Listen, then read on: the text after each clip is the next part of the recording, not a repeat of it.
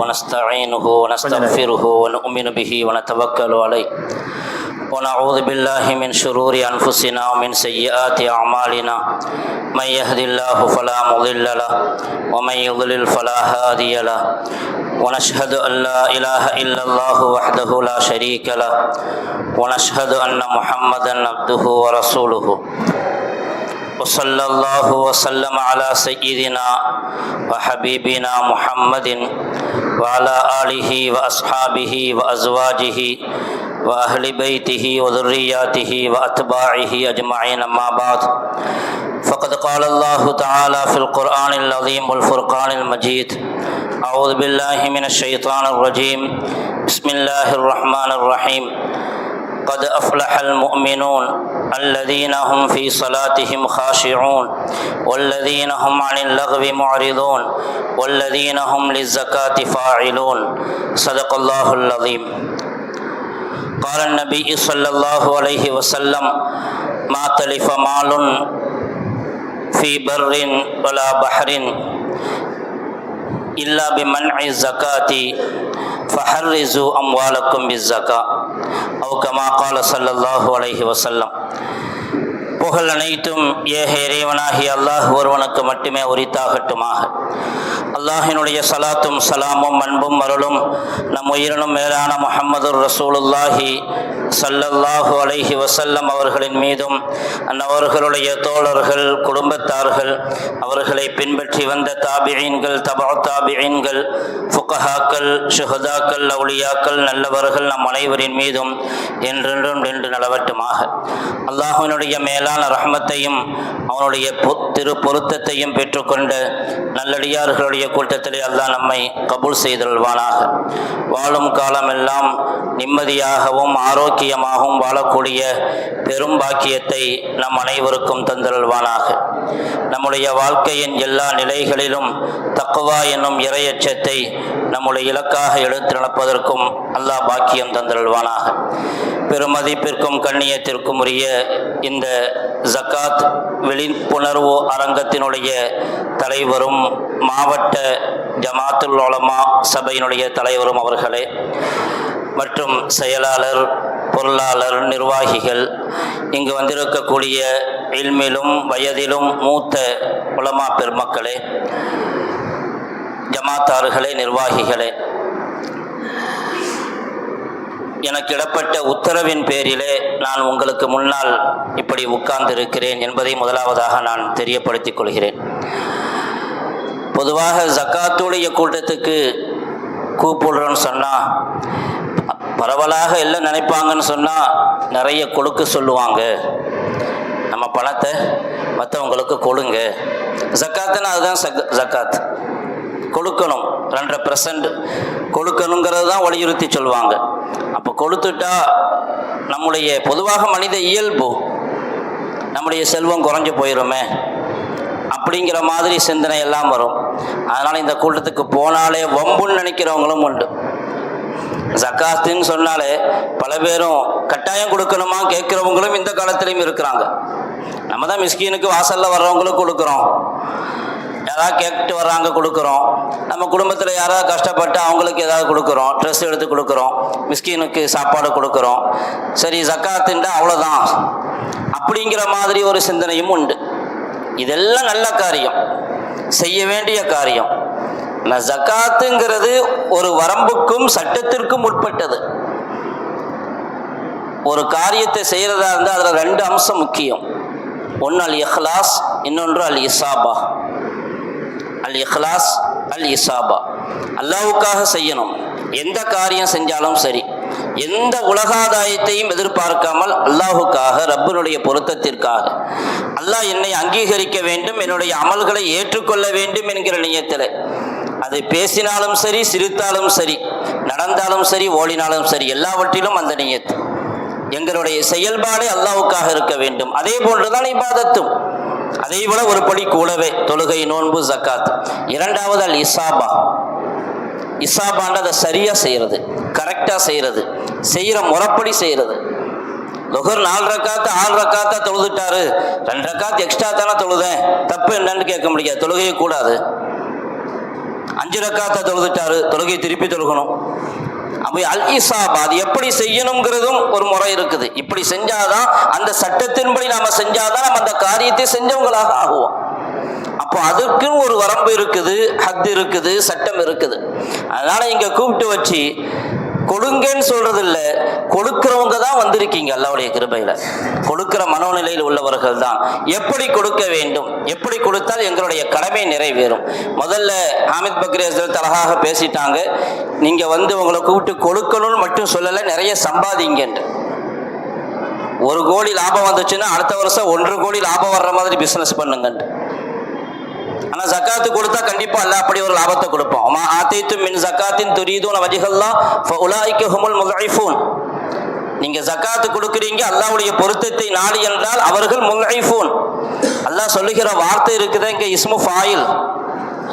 அல்லாஹ் நான் கொடுப்பேன்னு சொல்லல, ஃபஉலாயிக ஹுமுல் முல்ஐஃபூன், அவர்களே பன்மடங்காக பெருக்கிக் கொள்வார்கள் என்று.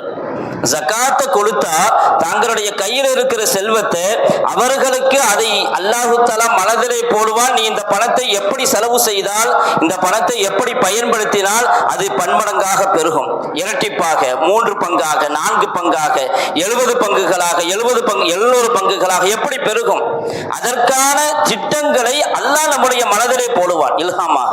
ஃபஉலாயிக ஹுமுல் முல்ஐஃபூன் என்கிற வசனத்திற்கு முஃபஸ்ஸீரீன்கள் இப்படியும் விளக்கம் சொல்லுவார்கள். அல்லாஹ் தான் கொடுக்கிறான், ஆனால் அல்லாஹ் நம்மை கொண்டே அதற்கான திட்டமிடலை செஞ்சு 1 கோடியை 1.25 கோடியாக, 1.5 கோடியாக, 2 கோடியாக, 10 கோடியாக, 100 கோடியாக பெருக்கிறதுக்கு அல்லாஹ் தஆலா வாய்ப்பை கொடுக்கிறான் ஹலாலான வழியில.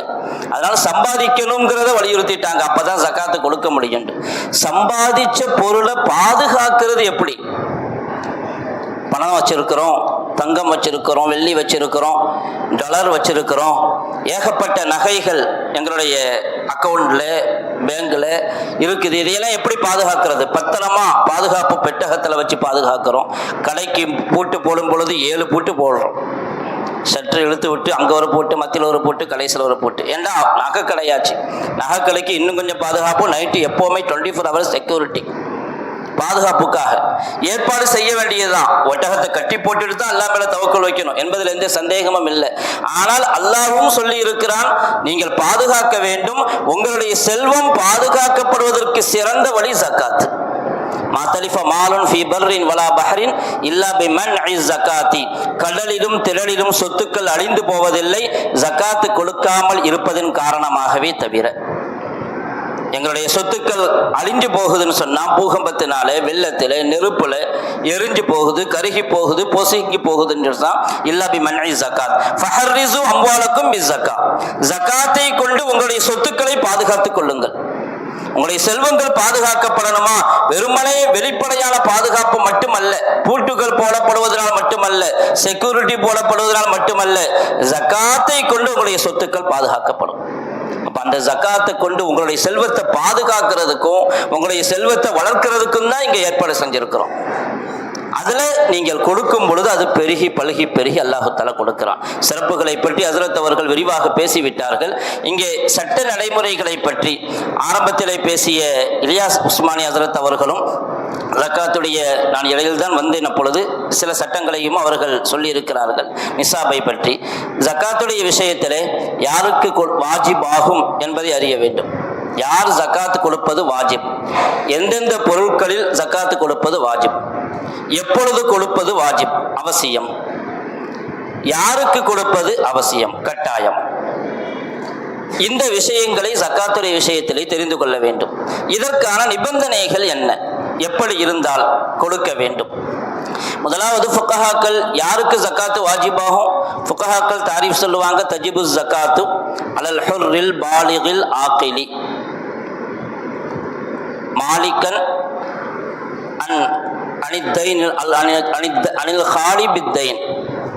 அதாவது அனித்தைன், தைனை விட்டும் ஒருத்தருக்கு கடனே இல்லை, கடன் இல்லாத நிலையில, மில்கன் தாம்மன் ஹாலியன் அனில் ஹாஜாத்தில் அஸ்லியா. சுருக்கமான ஒரு தாரீஃபில் ஜகாத்தினுடைய ஒட்டுமொத்த சட்டங்களையும் உள்ளடக்கிட்டாங்க.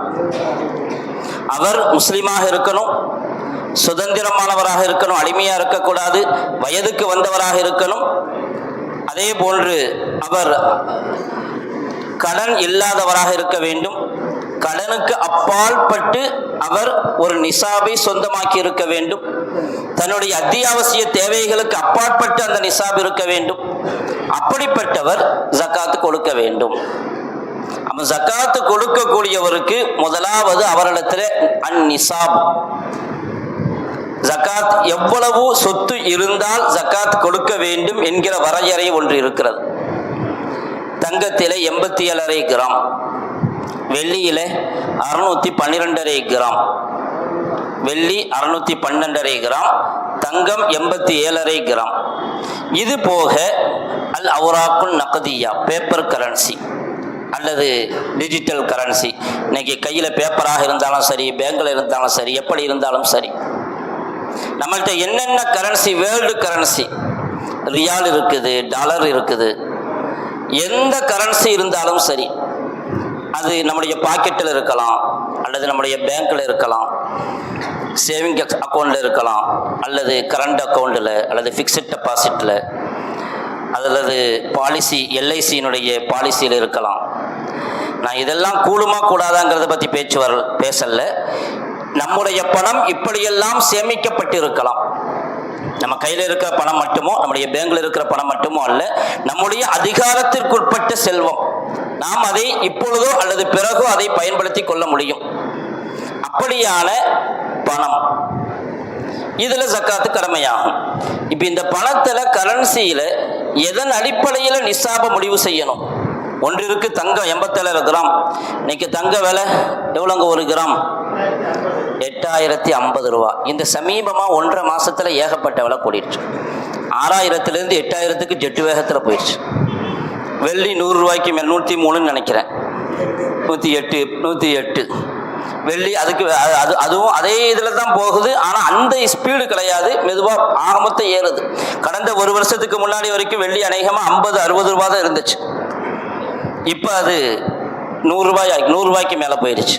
அதே மாதிரி தங்கமும் கூட 1 கிராம் கடந்த 1 வருஷத்துக்கு முன்பாக இவ்வளோ பெரிய ரேட் இல்லை, அநேகமாக 4,000லேருந்து 5,000 தான் இருந்துச்சு, 5,000 சொச்சம் தான் இருந்துச்சு. ஆனால் இப்போ இந்த 1 வருஷத்தில் 8,000 தாண்டிடுச்சு. இப்போ நம்ம கையில் இருக்கிற பணத்துக்கு எதை வச்சு வேல்யூ போடுறது? ஜக்காத்து கடமை என்று சொல்லும் போது வெள்ளியை கணக்கு வச்சுக்கிறதா, தங்கத்தை கணக்கு வச்சிருக்கிறதா? தங்கத்தை கணக்கு வச்சுக்கன்னா 87 கிராம் 11 பவுன் தங்கம்ங்கிறது அது ஒரு பெரிய அமௌண்ட். வெள்ளியை கணக்கு வச்சிங்கன்னா கம்மியாகத்தான் வரும், 60-65,000 ரூபாய்க்குள்ள வந்துடும். 612.5 கிராம் வெள்ளி அளவுக்கு நம்முடைய ஃபுகஹாக்கள், மார்க்க சட்ட வல்லுநர்கள் ஆரம்ப காலத்திலிருந்து இன்று வரையிலும் வெள்ளியைத்தான் அளவுகோலாக எடுத்துக்கொள்கிறார்கள். அதுதான் அன்ஃபஉலில் ஃபுகரா, ஏழைகளுக்கு மிகவும் பயன் தரக்கூடியது என்பதன் காரணமாக.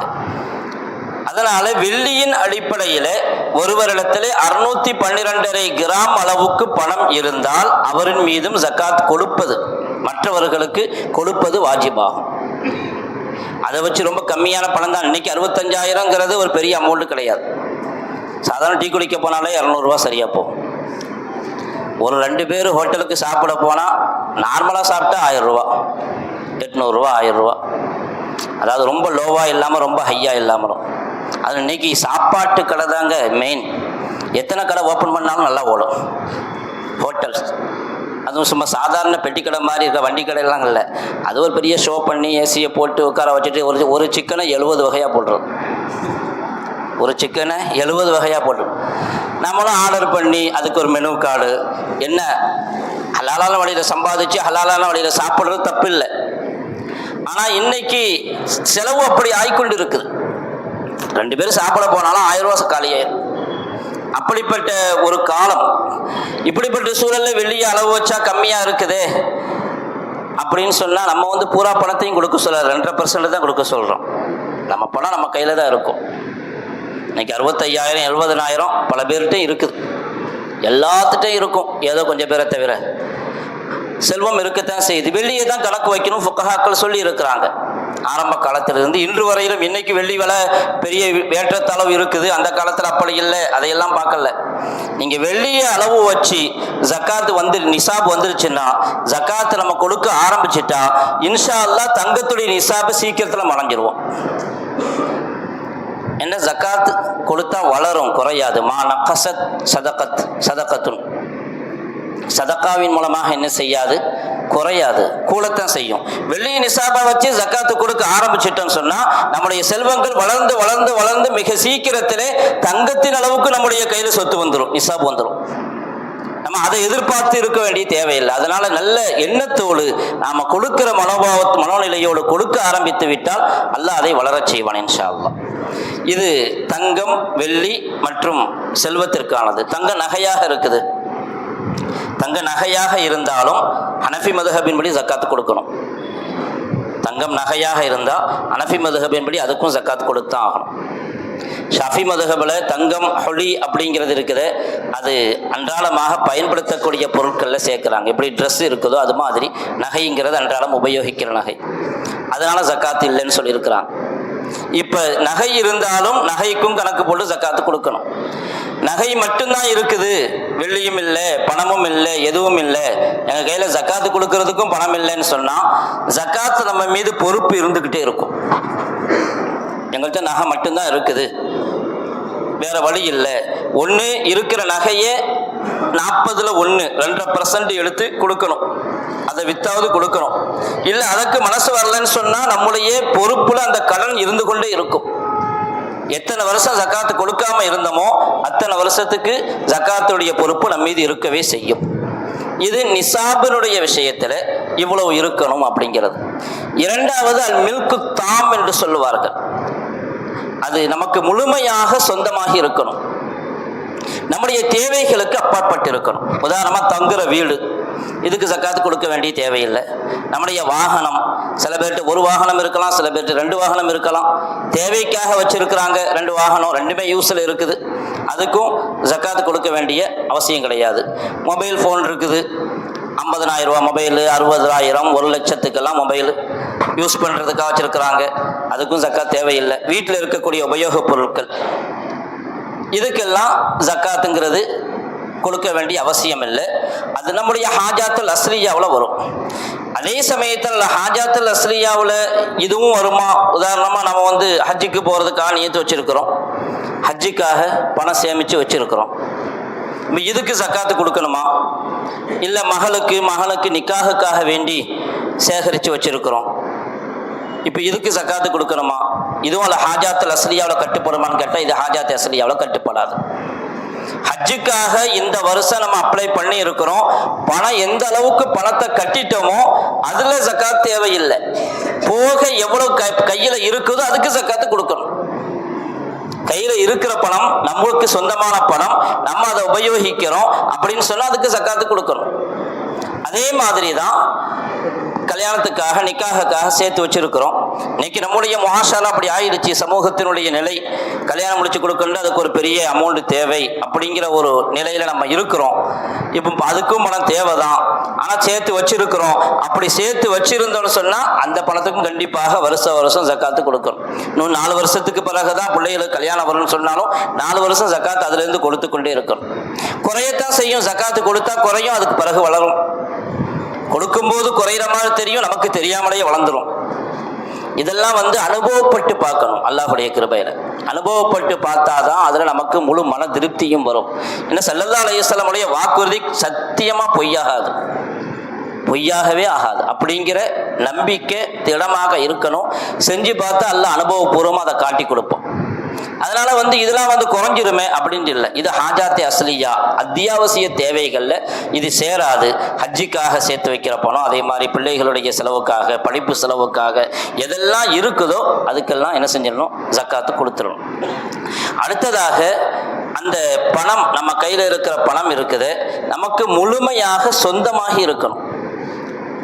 அல் மில்கு தாம் அப்படின்னு சொல்லுவாங்க, முழுமையாக சொந்தமாக இருக்கணும். முழுமையாக சொந்தமாக இருக்கிறது அப்படின்னா என்ன? அந்த பணம் நம்முடைய பணம் யார்கிட்டையாவது கடனாக இருக்குது, வர வேண்டிய கடன். நம்முடைய பணம் உதாரணமாக ஒரு 1 லட்ச ரூபா யாருக்காவது கடன் கொடுத்துருக்குறோம், ஒரு 2 லட்ச ரூபா கடன் கொடுத்துருக்குறோம், அல்லது 50,000 ரூபா கடன் கொடுத்துருக்குறோம், அது வர வேண்டியது இருக்குது. இப்போ அதுக்கு என்ன செய்யணும், நம்ம ஜக்காத்து கொடுக்கணும். நமக்கு பொறுப்பு. அதுக்கு ஜக்காத்து கொடுத்துருக்குறோம் நம்ம. இப்போ ஜக்காத்து கடனாக கொடுத்துருக்குறோம், அதுவும் நமக்கு மில்கியத்தானது, நமக்கு சொந்தமானது தான். அது நமக்கு இன்னைக்கு இல்லாட்டி நாளைக்கு வரும், ஒரு வருஷம் இல்லாட்டி அடுத்த வருஷம் வரும்.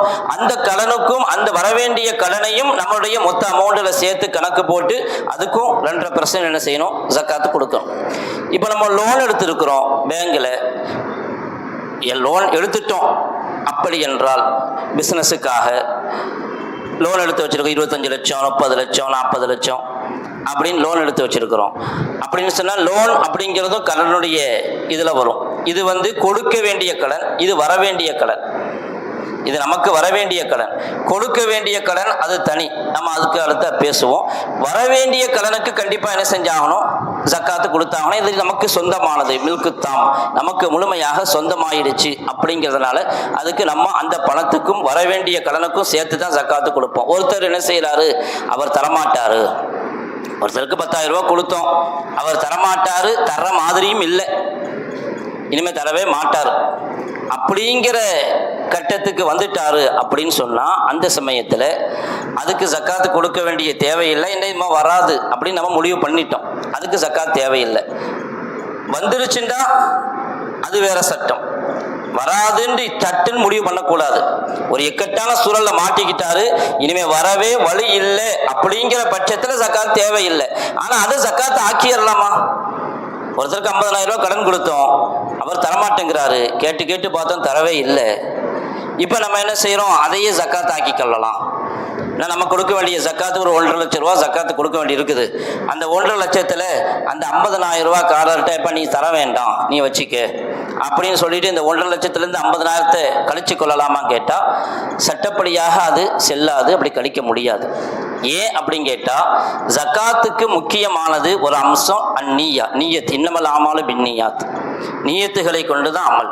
நாம ஜக்காத்து கொடுக்கும் பொழுது ஒன்று கொடுக்கும்போது ஜக்காத்துன்னு நீயத்து வைக்கணும், அல்லது ஜக்காத்துடைய பணத்தை எடுத்து தனியாக வைக்கிறோம், ஒரு பர்ஸில் ஜக்காத்துடைய பணத்தை எடுத்து தனியாக வச்சுட்டோம், இது ஜக்காத்துக்கானது அப்படின்னு நீயத்து வைக்கணும். அல்லது கொடுக்கும்போது நீயத்து வைக்கணும். தனியாக பேக்கில் வைக்கும் பொழுது நீயத்து வச்சுட்டா அதை எடுத்து கொடுக்கும்போது நீயத்து வைக்கணுங்கிற கட்டாயம் இல்லை. அதே மாதிரி நீயத்துங்கிறது கல்புல இருக்கிறதா, வாயால் இது ஜக்காத்துங்க அப்படின்னு அவர்கிட்ட போய் சொல்ல வேண்டிய தேவை கிடையாது. கல்புல நம்ம ஜக்காத்துன்னு வச்சுக்கிறலாம். ஒரு கால் அவர் இது ஜக்காத்துன்னு சொன்னால் வாங்காமல் இருக்கலாம், ஜக்காத்து வாங்க தகுதி இருந்தும் கூட. அதனால அது ஜக்காத்துன்னு வாயால் சொல்ல வேண்டியதில்லை, மனசில் நம்ம நீயத்து வைக்கிறது தான். ஆனால் இப்போ கடன் 10,000 ரூபா கொடுத்துருக்குறோம், 50,000 ரூபா கொடுத்துருக்குறோம்னு சொன்னால் கொடுக்கும்போது நம்ம எப்படித்தான் கொடுத்தோம், கடனாக தான் கொடுத்தோம். நம்ம கடனாக கொடுக்கும்போது ஜக்காத்துடைய நீயத்து இல்லை. அப்போ இப்போ அதை ஜக்காத்தை ஆக்கிடலாமா கேட்டால் ஆக்க முடியாது. ஏன்டா நம்ம கொடுக்கும்போது ஜக்காத்தா கொடுக்கல, கடனாக தான் கொடுத்தோம். ஆனால் அவர் கடனை திருப்பி கொடுக்கவும் வழியில் சிரமப்படுறான்னு சொன்னால் அவருக்கு ஜக்காத்து கொடுக்கலாம். 50,000 ரூபா ஜக்காத்து அவருக்கு கொடுக்கலாம்.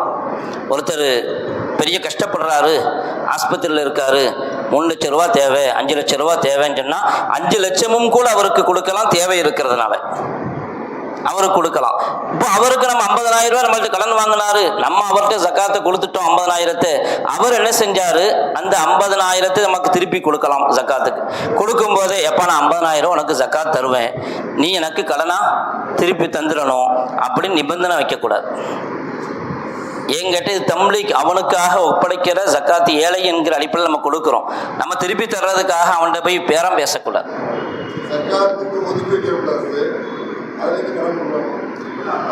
சொல்லுவோம், சந்தேகத்தை வச்சுக்கோங்க, நம்ம டைம் கொடுப்போம் அந்த சமயத்தில் இன்ஷா அல்லாஹ். பேசி முடிச்ச பிறகு சந்தேகங்களை நமக்கு ஒன்றா கேட்டுக்கலாம். இது ஒரு ஆர்டரா அது வந்துடும். நீங்க கேட்ட கேள்விக்கு பதில பேசல தொடர்ல வந்துடும் இன்ஷா அல்லாஹ்.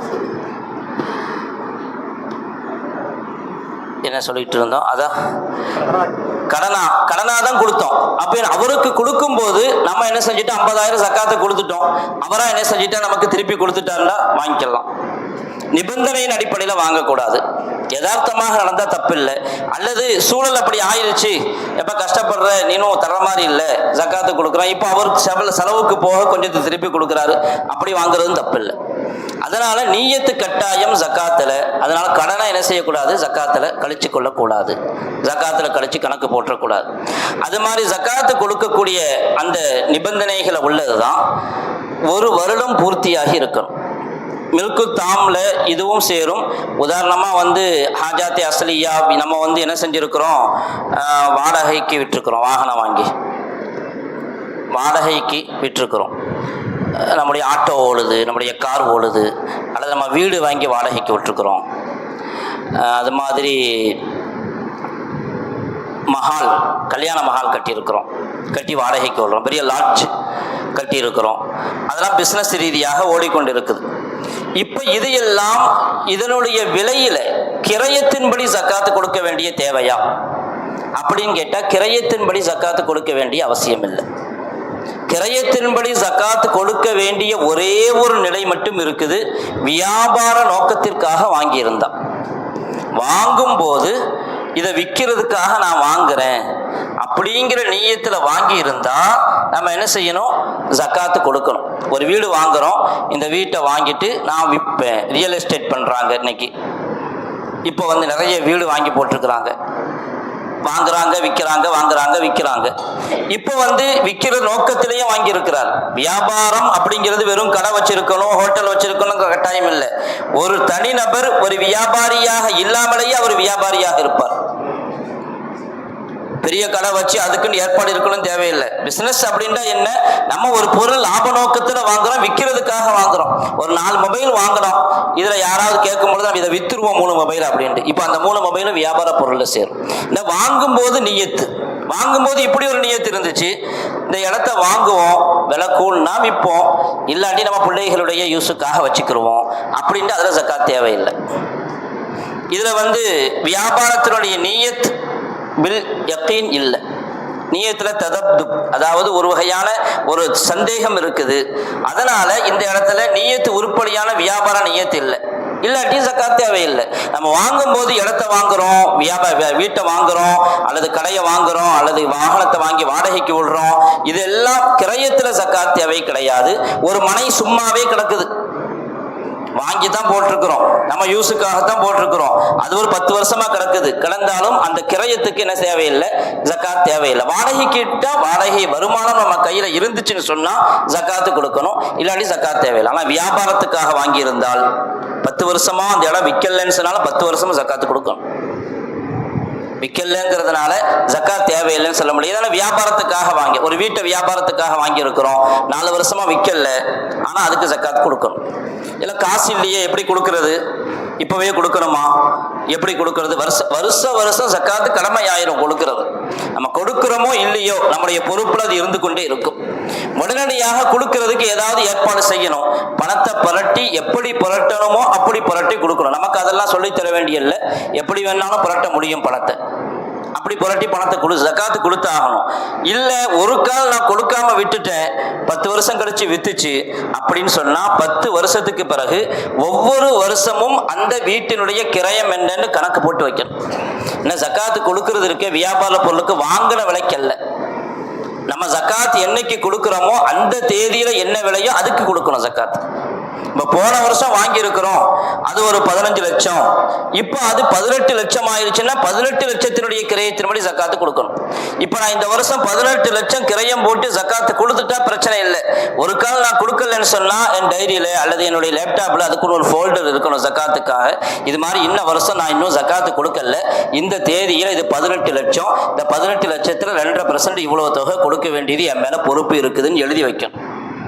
2வது வருஷம் அதுக்கும் கொடுக்கலையே, அதையும் எழுதி வைக்கணும். 3வது வருஷம் 10 வருஷத்துக்கு பிறகு நம்ம விற்கிறோம், வந்த விலையில இது வரைக்கும் எவ்வளவு ஜக்காத்து கொடுக்க வேண்டி இருக்குதோ அதை முதல்ல கொடுக்கணும்.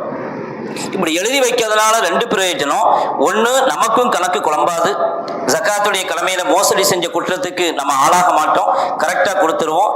ஒரு கால் அல்லாஹ் பாதுகாக்கணும், அவர் வஃபாத்தாயிட்டாருன்னு சொன்னா அவர் எழுதி வச்சு அவருடைய வாரிசுகளுக்கு அந்த பொறுப்பு வந்துடும், கொடுக்கணும், ஜக்காத்தை கொடுக்கணும். ஷாஃபி மதுஹபின்படி ஜக்காத் அவர் மீது பொறுப்பு இருந்து எழுதி வச்சு வசியை செஞ்சுட்டு போனான்னா கண்டிப்பாக கொடுக்கணும்.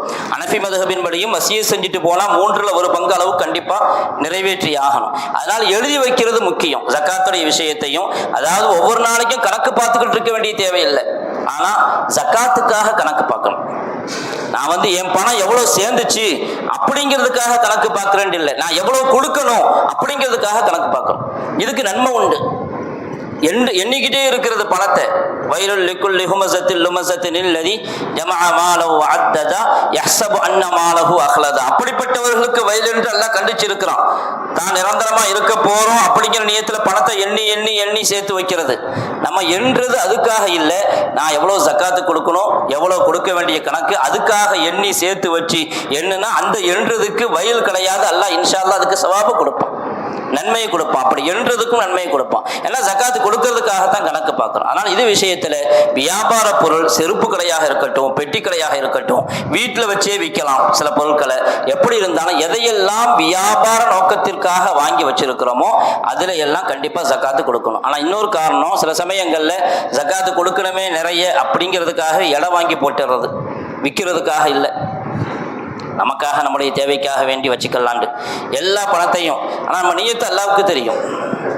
அதான் சட்டம் ஒன்று இருக்குது, சட்டத்தின்படியாக இங்கே வியாபாரத்துக்காக வாங்கலைன்னா ஜக்காத்து கிடையாது. கொடுக்க ஒரு மசாயில் சொல்கிறவங்கள்ட்ட கேட்டால் ஜக்காத் தேவையில்லைன்னு சொல்லுவாங்க. ஆனால் கல்புல இருக்கிற நியத்து நமக்கு தான் தெரியும். இஸ்தஃப்தி கல்பக், நம்ம உள்ளத்துல நமக்கு அதுக்கு ஃபத்வா தேவை. நாம எதுக்காக சேர்த்து வச்சிருக்கிறோம், இவ்வளவு இடத்த வாங்கி போட்டு என்ன செய்ய போறோம்? சில பேருடைய சொத்து கணக்கையெல்லாம் பார்த்தா இன்னைக்கு உலகத்துல இப்படியெல்லாம் இருக்கிறாங்க. ஒரு கல்யாணத்துக்கு செலவு செய்யறது 3000 கோடிலாம் செலவு செய்யறான். நடிகர்களாக இருக்கிறாங்க, பெரிய அரசியல்வாதிகள், அவ்வளவு பணத்தையும் 500 கோடி 1500 கோடி சொத்தை விட்டுட்டு போறாங்க. என்ன செய்ய போறாங்கன்னு தெரியல. அதை வச்சு என்ன செய்ய? நம்ம கபருக்கு போயிடுவோம். நம்ம பிள்ளைகளுக்கு தேவையானது எவ்வளவு சேர்க்கணும், விராசத்துடைய ஆயத்தெல்லாம் இருக்குது, சேர்க்கத்தான் செய்யணும். ஆனா சேர்க்கிறேன்னு சொல்லி ஜக்காத்து கொடுக்காம அடுத்த பணத்தை எல்லாம் ஹராமான வழியில எல்லாம் சேர்த்து வச்சா அது நம்முடைய சந்ததிகளுக்கு பெரிய அழிவை உண்டாக்கும். நல்லா பாதுகாக்கணும். அதனால சேர்த்து வச்சு நிறைய சேர்த்து வச்சு என்ன செய்ய போறோம்? ஒன்றும் ஆக போறதில்லை. தேவையான அளவுக்கு சேர்க்கிறோம். பிள்ளைகளை ஏழையாக விட்டுட்டு போகக்கூடாது, அவங்களும் நல்லபடியாக வாழணுங்கிறதுக்காக செய்யறது வேற விஷயம். ஆனா பேராசையில சேர்க்கிறது வேற. அதனால இப்ப நம்ம அதுக்காக வேண்டி இடத்த வாங்கி போட்டிருக்கிறோம்னு சொன்னா கேட்டா ஜக்காத்து கொடுக்க வேண்டிய தேவையில்லைன்னு சொல்லுவாங்க. ஆனா நம்ம அல்லாஹ்வுக்கு பதில் சொல்ல கடமைப்பட்டவர்கள் எந்த நியத்தில் வாங்கி போட்டிருக்கோம். அதனால நல்ல நியத்து இருக்கணும். சும்மா ஜக்காத்து கொடுக்க கூடாதுங்கிறதுக்காகவே இடத்த வாங்கி போட்டு ஜக்காத்து கொடுக்காம விட்டுட்டா தப்பிச்சிட முடியுமா? அல்லாஹ்வுடைய பார்வையில் அல்லாஹ்வுடைய பிடியை விட்டோம் நம்ம யோசிக்க வேண்டிய விஷயம். அதனால அல்லாஹ் கொடுத்திருந்தா பரக்கத்தாக செலவு செய்கிற மனோநிலையை உருவாக்கணும். அல் எதுல் உல்யா கைரும் மினல் எதி சுஃப்லா. அது எதுல் உல்யா, உயர்ந்த கை தான் என்னைக்குமே உயர்ந்தது, கொடுக்கிற கை தான் உயர்ந்தது. அப்ப நம்ம எப்பவுமே கொடுக்கிற சிந்தனை வரணும். அல்லாஹ் கொடுக்கணும், வாங்கணுங்கிற சிந்தனை நமக்கு வரக்கூடாது. மற்றவங்க தரணும் அப்படிங்கிறதோட நம்ம கொடுக்கணும் அப்படிங்கிற சிந்தனையில நம்ம பிசினஸ் வியாபாரத்தை வருமானத்தை ஆரம்பிச்சேன்னு சொன்னா அதுக்கு பொதுவாக அல்லாஹ் பரக்கத்தாக இன்ஷா அல்லாஹ் கொடுப்போம். அடுத்ததாக நம்ம கொடுக்கிற பணத்துக்கு இப்போ கொடுக்க வேண்டிய நமக்கு வர வேண்டிய கடன் ஒன்று இருக்குது, நாம கொடுக்க வேண்டிய கடன் இருக்குது. இது நம்முடைய மில்கியத்தில் சேருமா? உதாரணமா 1 லட்சம் ரூபா வாங்கியிருக்கிறோம், கடன் வாங்கியிருக்கிறோம், திரும்ப கொடுக்கணும். இப்போ 50 லட்சம் ரூபா கூட இன்னைக்கு பிசினஸ் ரீதியாக லோன், அது 25 லட்சம் 50 லட்சம் 70 லட்சம், அதுக்கு நிறைய ஸ்கீம் இருக்குது. நிறைய லோன் எடுத்து வச்சிருப்பாங்க. இப்போ என்ன செய்யணும்? ஷாஃபி மதுஹபின் படி அத்தைனு லா யம்னஉ ஸகாத்த, பொதுவான உசூல். கடன் இருக்குது, அது ஜக்காத்தை தடுக்காது.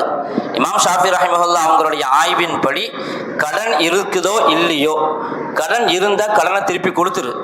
ஜக்காத்து கடமையாக கொடுக்க வேண்டிய டேட் வர்றதுக்கு முந்தி திருப்பி கொடுத்துரு. இல்லை நான் வச்சிருக்கிறேன்னு சொன்னால் அதுக்கு ஜக்காத்தை கொடுப்போம். எவ்வளோ கடன் இருந்தாலும் பரவாயில்லை. 50 லட்சம் கடன் இருக்கட்டும், 25 லட்சம் கடன் இருக்கட்டும், எவ்வளோ கடன் இருந்தாலும் நம்முடைய கையில் நம்முடைய கட்டுப்பாட்டில் எவ்வளவு பணம் இருக்குதோ, நகை இருக்குதோ, வெள்ளி இருக்குதோ, தங்கம் இருக்குதோ, வெள்ளி இருக்குதோ, இதுக்கெல்லாம் ஜக்காத்தை கொடுத்துருவோம். ஆனால் ஹனஃபி மதுஹப்ல தான் அத்தைனு யம்னஉ ஸகாத் அப்படிங்கிற உசூல் இருக்குது. அவங்க எது கடனாக இருக்குதோ அது நம்ம அடுத்தவங்களுக்கு கொடுக்க வேண்டியது, நம்முடைய செல்வத்தில் அதை சேர்க்க முடியாது, அந்த கடனை கழிச்சு கொள்ளலாம் அப்படின்னு சொல்லியிருக்கிறாங்க இமாமுல் ஆலம் அபு ஹனீஃபா ரஹிமஹுல்லாஹ். இங்கே நமக்கு தோதுவான மசாயில்ல இமாம் அபு ஹனீஃபாவுடைய கருத்தை எடுத்துக்கொள்றது, நமக்கு தோதுவா ஷாஃபி இமாம் நகையில் ஜக்காத் தேவையில்லைன்னு சொல்லியிருக்கிறாங்க, அதை மட்டும் எடுத்துக்கலாம். இமாம் அபு ஹனீஃபா கடனில் ஜக்காத் தேவையில்லைன்னு சொல்லி அதை எடுத்துக்கலாம். அப்படி செஞ்சுன்னு சொன்னால் அது தீனை பின்பற்றதல்ல, இஸ்லாத்தையும் ஈமானுக்குமான காரியம் அல்லது. இது நமக்கு ஆய்வு செய்வதற்கான பவர் இல்லை, அதற்கான திறன் இல்லை. நம்ம ஆய்வு செஞ்சு சொல்லக்கூடிய ஐம்மாக்கள் கையில் ஒப்படைச்சிருக்கிறோம். அவங்க என்ன சொன்னாங்க அதை ஏற்று நடக்கிறோம். அவங்க மார்க்கத்தின்படியான குர்ஆன் சுன்னாவை ஆய்வு செஞ்சு ஒரு கருத்தை முன்வைக்கிறாங்கன்னா அவங்க சொல்ற ஜக்காத்துல எல்லாத்தையும் ஏற்றுக்கொள்ளணும். இதுல ஒண்ணு அதுல ஒண்ணுன்னு சொன்னா அது ஷரியத்தை பின்பற்றுறது அல்ல. அதனால அவங்க இமாம் அபூ ஹனீஃபா ரஹிமஹுல்லாஹ் சொல்லுவாங்க, கடனுக்கு ஜக்காத்து கொடுக்க வேண்டிய தேவையில்லை. உதாரணமா ஒரு 50,000 ரூபாய் கடன் இருக்குது அப்படின்னா நம்ம மொத்த சொத்து ஒரு 10 லட்சம்னு சொன்னா 9.5 லட்சத்துக்கு மட்டும் கணக்கு போட்டுக்கலாம், 50,000 கழிச்சு விட்டுடலாம். ஆனா அதே சமயத்துல இன்னைக்கு இருக்கக்கூடிய சூழல்ல லோன், பிசினஸ் லோன் எடுக்கிறாங்க. அது 25 லட்சம், 30 லட்சம், 40 லட்சம், 50 லட்சம் வரைக்கும் எடுக்கிறாங்க. இப்பவும் ஹனஃபி ஃபுகஹாக்கள், தற்காலத்தில் இருக்கக்கூடிய ஹனஃபி ஆய்வாளர்கள் ஃபுகஹாக்கள் சொல்றது என்னன்னு கேட்டா, இப்பவும் அப்படியே கழிச்சு கொள்ளலாமா? அப்படி கழிச்சா அவர் எந்த வருஷமும் ஜக்காத்தை கொடுக்க மாட்டார். ஏன்னா 25 லட்சத்தை கழிச்சுட்டாருன்னா அவர்கிட்ட ஒண்ணும் இருக்காது, பூரா லோன் வாங்கி தான் பிசினஸ் பண்ணிக்கிட்டு இருப்பார். இப்ப எல்லாத்தையும் கழிச்சுட்டா ஜக்காத்து கொடுக்க வேண்டிய நிலையே ஏற்படாது. அதனால ஹனஃபி மذஹபினுடைய ஃபக்கீஹ் அல்லாமா ஷாமி ரஹிமஹுல்லாஹ் தங்களுடைய ரத்துல் முஹ்தார்ல சொல்லுவாங்க, கஹஸ்தானியுடைய கோல் காலல் கஹஸ்தானி அவங்க சொல்லுவாங்க, தைன் இதாக்கான முஅஜ்ஜலன், அது தவணைக்குட்பட்டதாக இருந்தால் ஜக்காத்து கொடுக்கணும்பா. தவணைக்குட்பட்டதுன்னு சொன்னா உதாரணம் லோன் எடுக்கிறோம், உடனே கட்டுறது இல்லை, அது 10 வருஷம் 15 வருஷமா கட்டுறோம், 7 வருஷம் 8 வருஷமா கட்டுறோம் அப்படின்னு சொன்னா தவணை கடன் ஆயிடுச்சு. தவணைக்கு உட்பட்டு இப்பவே கொடுக்கறது இல்லை, அல்லது நாளைக்கே கொடுக்கறது இல்லை, அல்லது அடுத்த மாசமே கொடுக்கறது இல்லை, அது பல வருடங்கள் கட்டிக்கிட்டே இருப்போம். இப்போ ஒவ்வொரு வருஷமும் ஒட்டுமொத்த கடனையும் கழிக்க கூடாது. இந்த வருஷம் நாம எவ்வளவு கட்டுவோமோ அதை மட்டும் கழிச்சுக்கலாங்கிறாங்க. இந்த வருஷம் ஒரு 50,000 ரூபாய் கட்டுறோம் அப்படின்னு சொன்னா அந்த 50,000 மட்டும் கழிக்கலாமே தவிர ஒட்டுமொத்த கடனையும் கழிக்க கூடாது. இதுதான் ஹனஃபி சட்ட வல்லுநர்களுடைய கருத்தும். அதனால கடன் விஷயத்துல உஷாரா இருக்கணும். லோன் வாங்கிட்டு ஜக்காத்தை கொடுக்க தேவையில்லை அப்படின்னு நாம புரிஞ்சு கொள்ள கூடாது. அடுத்ததாக நம்ம ஜக்காத்துடைய விஷயத்துல ஹவுலானுல் ஹவுல் அப்படின்னு சொல்லுவாங்க. ஒரு வருடம் பூர்த்தியாகும், உடனடியாக ஜக்காத்து கொடுக்கணும் அப்படிங்கிறது கட்டாயம் அல்ல. என் கையில் இன்னைக்கு சொத்து செல்வம் வந்துருச்சுன்னு சொன்னா இதுலேருந்து ஒரு வருஷம் இதா காணத்திலக்கம் அத்தா திர்ஹமின் வஹால அலைஹில் ஹவுலு ஸல்லல்லாஹு அலைஹி வஸல்லம் சொல்லுவாங்க, அபூ தாவூதுல ரிவாயத்து வருது, உங்கள்கிட்ட 200 திர்ஹம் உங்களுக்கு இருந்து அதில் ஒரு வருஷம் சுற்றுமேயானால் நீங்க என்ன செய்யணும், அதுல ஜக்காத்து கொடுக்கணும் 100%. அப்போ ஒரு வருடம் சுற்ற வேண்டும், ஒரு வருஷத்துக்கு பிறகுதான் ஜக்காத்து கொடுக்க வேண்டிய கட்டாயம். அதுக்கு முன்னாடி ஜக்காத்து கொடுக்க வேண்டிய தேவையில்லை. ஷரியத்தினுடைய பார்வையில வருமானத்திற்கு ஜக்காத் அல்ல, இருப்புக்கு தான் ஜக்காத். வருமானத்துக்கு டேக்ஸ் இருக்குது, அது இன்கம் டேக்ஸ். வருமானத்துக்கு டேக்ஸ் கட்டணும். இப்போ இப்போதான் கொஞ்சம் மனசு வச்சு கூட்டி இருக்கிறாங்க, இவ்வளோ 12 லட்சம் இல்லையா, வருமான வரி வரம்பு உச்ச வரம்பு 12 லட்சம், 75,000 ரூபாய் அதுக்கு மேற்கொண்டு கழிவு. இது போக இருந்தால் தான் டேக்ஸ் கட்டணும். டேக்ஸ் கட்ட வேண்டிய அவனு நிறைய பேர் கட்டுறது இல்லைங்கிறது வேற விஷயம். அப்பாவி சொப்பாவிகள் தான் மாட்டுவாங்க டேக்ஸில். அப்படி 12 லட்சம் வச்சிருக்கிறாங்க. நீங்கள் 12 லட்சம் வருஷத்துக்கு வருமானம் பண்ணிட்டாலே என்ன செய்யணும், 12 லட்சத்துக்கு மேலே போயிடுச்சுன்னா இது டேக்ஸ் கட்டணும், வரி கட்டணும். அது உங்கள் குடும்பத்துக்கு எவ்வளோ செலவானாலும் பரவாயில்லை. அந்த இன்னைக்கு குடும்பத்தில் ஏதாவது வியாதி வந்துருச்சு, அதில் ஒரு 3 லட்சம் போயிடுச்சு, வீட்டு செலவுக்கு ஒரு 4 லட்சம் போயிடுச்சு, அது போக கல்யாண செலவு ஒரு 7 லட்சம், எல்லாம் போச்சு. என்ன போனாலும் நீங்கள் 12 லட்சத்துக்கு மேலே போனால் அவன் போடுற டேக்ஸை கட்டி தான் ஆகணும். இது வருமானத்துக்கான வரி. ஆனால் ஜக்காத்து வருமானத்துக்கான ஜக்காத் அல்ல, இருப்புக்கான ஜக்காத்து தான். என் கையில் அமௌண்ட் வந்துருச்சு, ஒரு வருஷம் டைம், அந்த ஒரு வருஷத்துக்குள்ள உதாரணமா இந்த டேட்ல உதாரணத்துக்கு ஒரு 5 கோடி என் கைக்கு வந்துருச்சு அப்படின்னு சொன்னா சொல்றது கொஞ்சம் பெரிய தொகையா சொல்லிக்கிறோமே, என்ன அதுல என்ன எல்லாம் கொடுக்கட்டும். 5C இன்னைக்கு வந்துருச்சு அப்படின்னு சொன்னா எல்லாம் பாக்குறவங்க அஜத்து பெரிய பெரிய வார்த்தையா சொல்றாரு, பெரிய அழகா இருப்பார் போல அப்படின்னு நினைச்சுக்காதீங்க. ஏன்னா நல்ல நீயத்தை பெருசா வைக்கிறது அல்ல பறக்கத்தா கொடுப்பான் இன்ஷா அல்லாஹ். கொஞ்சமா இருந்தாலும் அதுல பறக்கத்தாயிரும். 5C இருக்குது, இன்னைக்கு டேட்ல இருக்குது. இதே மாதிரி அடுத்த வருஷம் வரைக்கும் என் கையில் அந்த பணம் இருந்துச்சு, நான் செலவு செஞ்சேன். என்னுடைய வீட்டு செலவுக்காக, என்னுடைய வீட்டு கட்டிட செலவுக்காக, என்னுடைய பிள்ளைகளுடைய கல்யாணத்துக்காக எல்லாம் செலவு போக ஒரு C தான் மிஞ்சிச்சு அப்படின்னு சொன்னா ஒரு Cக்கு மட்டும்தான் என்னது ஜக்காத். 5Cக்கும் தேவையில்லை. அப்ப இருப்புக்கு தான் ஜக்காத். ஜக்காத்து நம்மளுடைய மனோநிலைக்கும் மனிதனுடைய தேவைக்கும் அடிப்படையில தான் அல்லாஹ் தஆலா ஷரியத்துல ஜக்காத்தை கட்டாயமாக்கி இருக்கிறான். ஆனா இதுல கூட ஜக்காத்தை விட்டு தப்பிக்கிறதுக்கு வழி தேடுறது இருக்குது, பெரிய பரிதாபமான நிலை. இப்படி சரி, அதுவும் 2% தான். 1 லட்சம் இருந்துச்சுன்னு சொன்னா 97,500 நமக்கு, 2,500 தான் ஏழைக்கு. வெறும் 2.5%. 100 கோடி இருந்துச்சுன்னு சொன்னால் 2.5 கோடி தான். இது ரொம்ப கம்மி. 2.5 கோடின்னு பெருசா தெரியும். 100 கோடிக்கு முன்னாடி 2.5 கோடி ரொம்ப கம்மி, ரொம்ப கம்மி தான். அப்படிங்கும் பொழுது ஆக கம்மியான ஜக்காத் அளவுல தான் ஜக்காத்தை கடமையாக்கி இருக்குது. இது உங்கள்கிட்ட 1 கோடி இருந்தாலும் 2.5% தான், 100 கோடி இருந்தாலும் 2.5% தான், 1000 கோடி இருந்தாலும் 2.5% தான். இன்கம் டேக்ஸ் அப்படி கிடையாது. அது விகிதாச்சாரம் பெர்சன்டேஜ் கூடிக்கிட்டே இருக்கும். ஆமா, அது போய்கிட்டே இருக்கும் மேல.